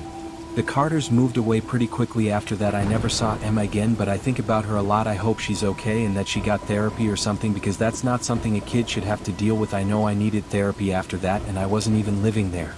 My mom felt terrible for sending me to babysit there. She said she had no idea, and the Carters had seemed like such a nice normal family, but that's the thing, you never really know what's going on in someone's house. I learned that people will ignore a lot of scary things because they don't want to believe they're real. I have 2 kids now and I'm probably overprotective, but I always listen when they tell me something is scaring them, even if it sounds silly, because Emma knew something was wrong and no one listened to her except me, and even I almost didn't do anything about it. I was just going to leave and not come back. Sometimes I have dreams about that house, about walking up those stairs and finding eyes watching through cracks in the walls. I dream about Emma crying and saying I told you so, but in my dreams I can't get her out. We're trapped in the house with footsteps above us getting closer and closer. People ask me if I believe in intuition now, and I absolutely do. Emma knew something was wrong, she could feel it, and kids are more sensitive to that stuff than adults, because adults explain everything away. We rationalize and make excuses, but kids just know when something is bad and we should listen to them. That experience changed how I see the world. I used to think bad things happen to other people in other places, but that summer taught me that danger can be anywhere, even in a beautiful expensive house with a nice family. It taught me to trust my instincts and not worry about being embarrassed or wrong, because being wrong is better than being in danger. I still babysit my sister's kids sometimes, but only at my house or my parents' house. I won't babysit in other people's homes, and I know that's probably irrational, but I don't care. Every time I hear a strange noise in my own house, I think about that man living in the walls watching and waiting, and I check every corner, every closet, every space, because you just never know. The lake house party. I'm 30 now and successful in my career, but there are still summer nights when I wake up in a cold sweat thinking about what happened at Jessica's lake house when I was 17. It was the summer before senior year 2011, and everyone was trying to make it the best summer ever before we all went off to different colleges.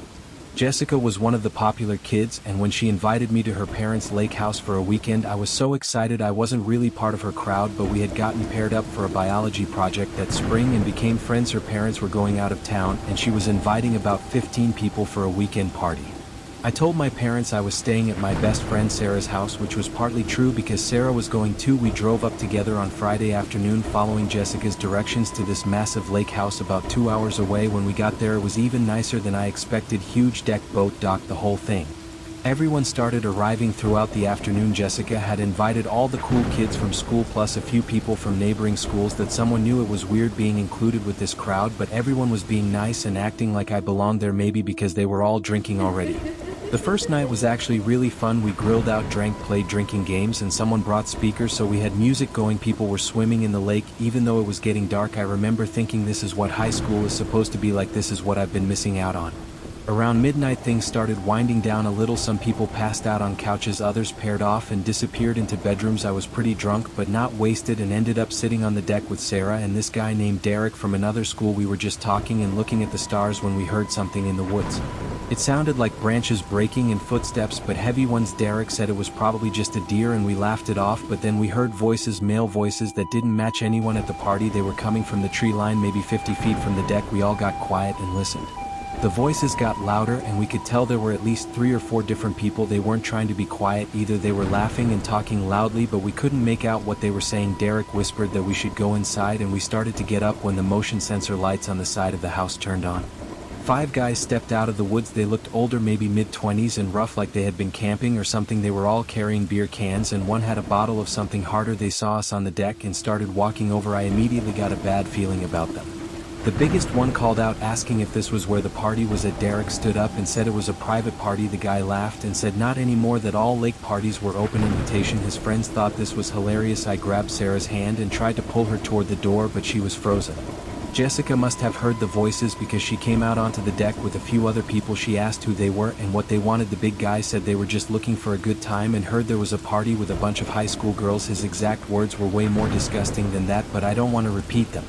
Some of the guys from our group tried to act tough and tell them to leave, but these men were older and bigger and clearly not sober. One of them shoved Kyle, who was on the football team, and he fell backwards into a chair. That's when everyone started to realize this was serious. These weren't just party crashers.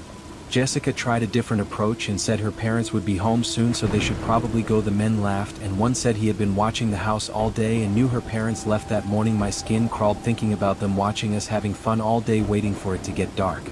Things escalated really quickly after that. One of the men grabbed a girl named Amanda who had been standing near the edge of the deck. She screamed and tried to pull away, but he was too strong. That's when all hell broke loose. Everyone started running in different directions, some into the house, some toward cars, some just into the darkness.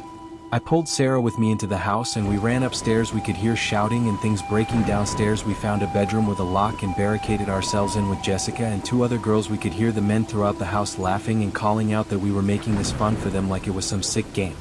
We tried to call 911, but there was barely any cell service at the lake. Jessica remembered there was a landline in her parents' room, but that was down the hall. We stayed quiet, hoping they would just take whatever they wanted and leave, but then we heard them coming upstairs, heavy boots on the hardwood floors.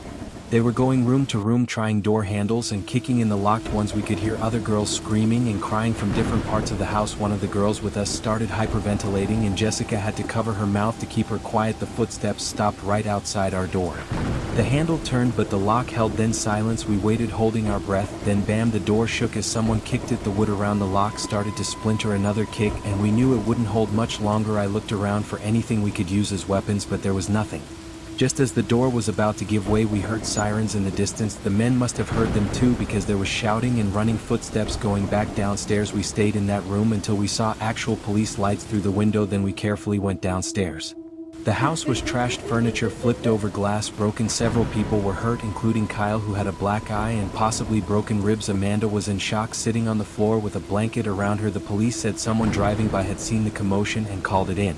The men had run back into the woods when they heard the sirens. The police searched, but it was dark and the woods were thick. They took all our statements, but we were all drunk teenagers and traumatized, so the descriptions were all over the place. They increased patrols in the area, but as far as I know, those men were never caught. The worst part was that it could have been so much worse if the police hadn't come when they did. I don't even want to think about what those men had planned. They had been watching us, waiting for the right moment, and they weren't afraid of a bunch of teenagers. They knew exactly what they were doing.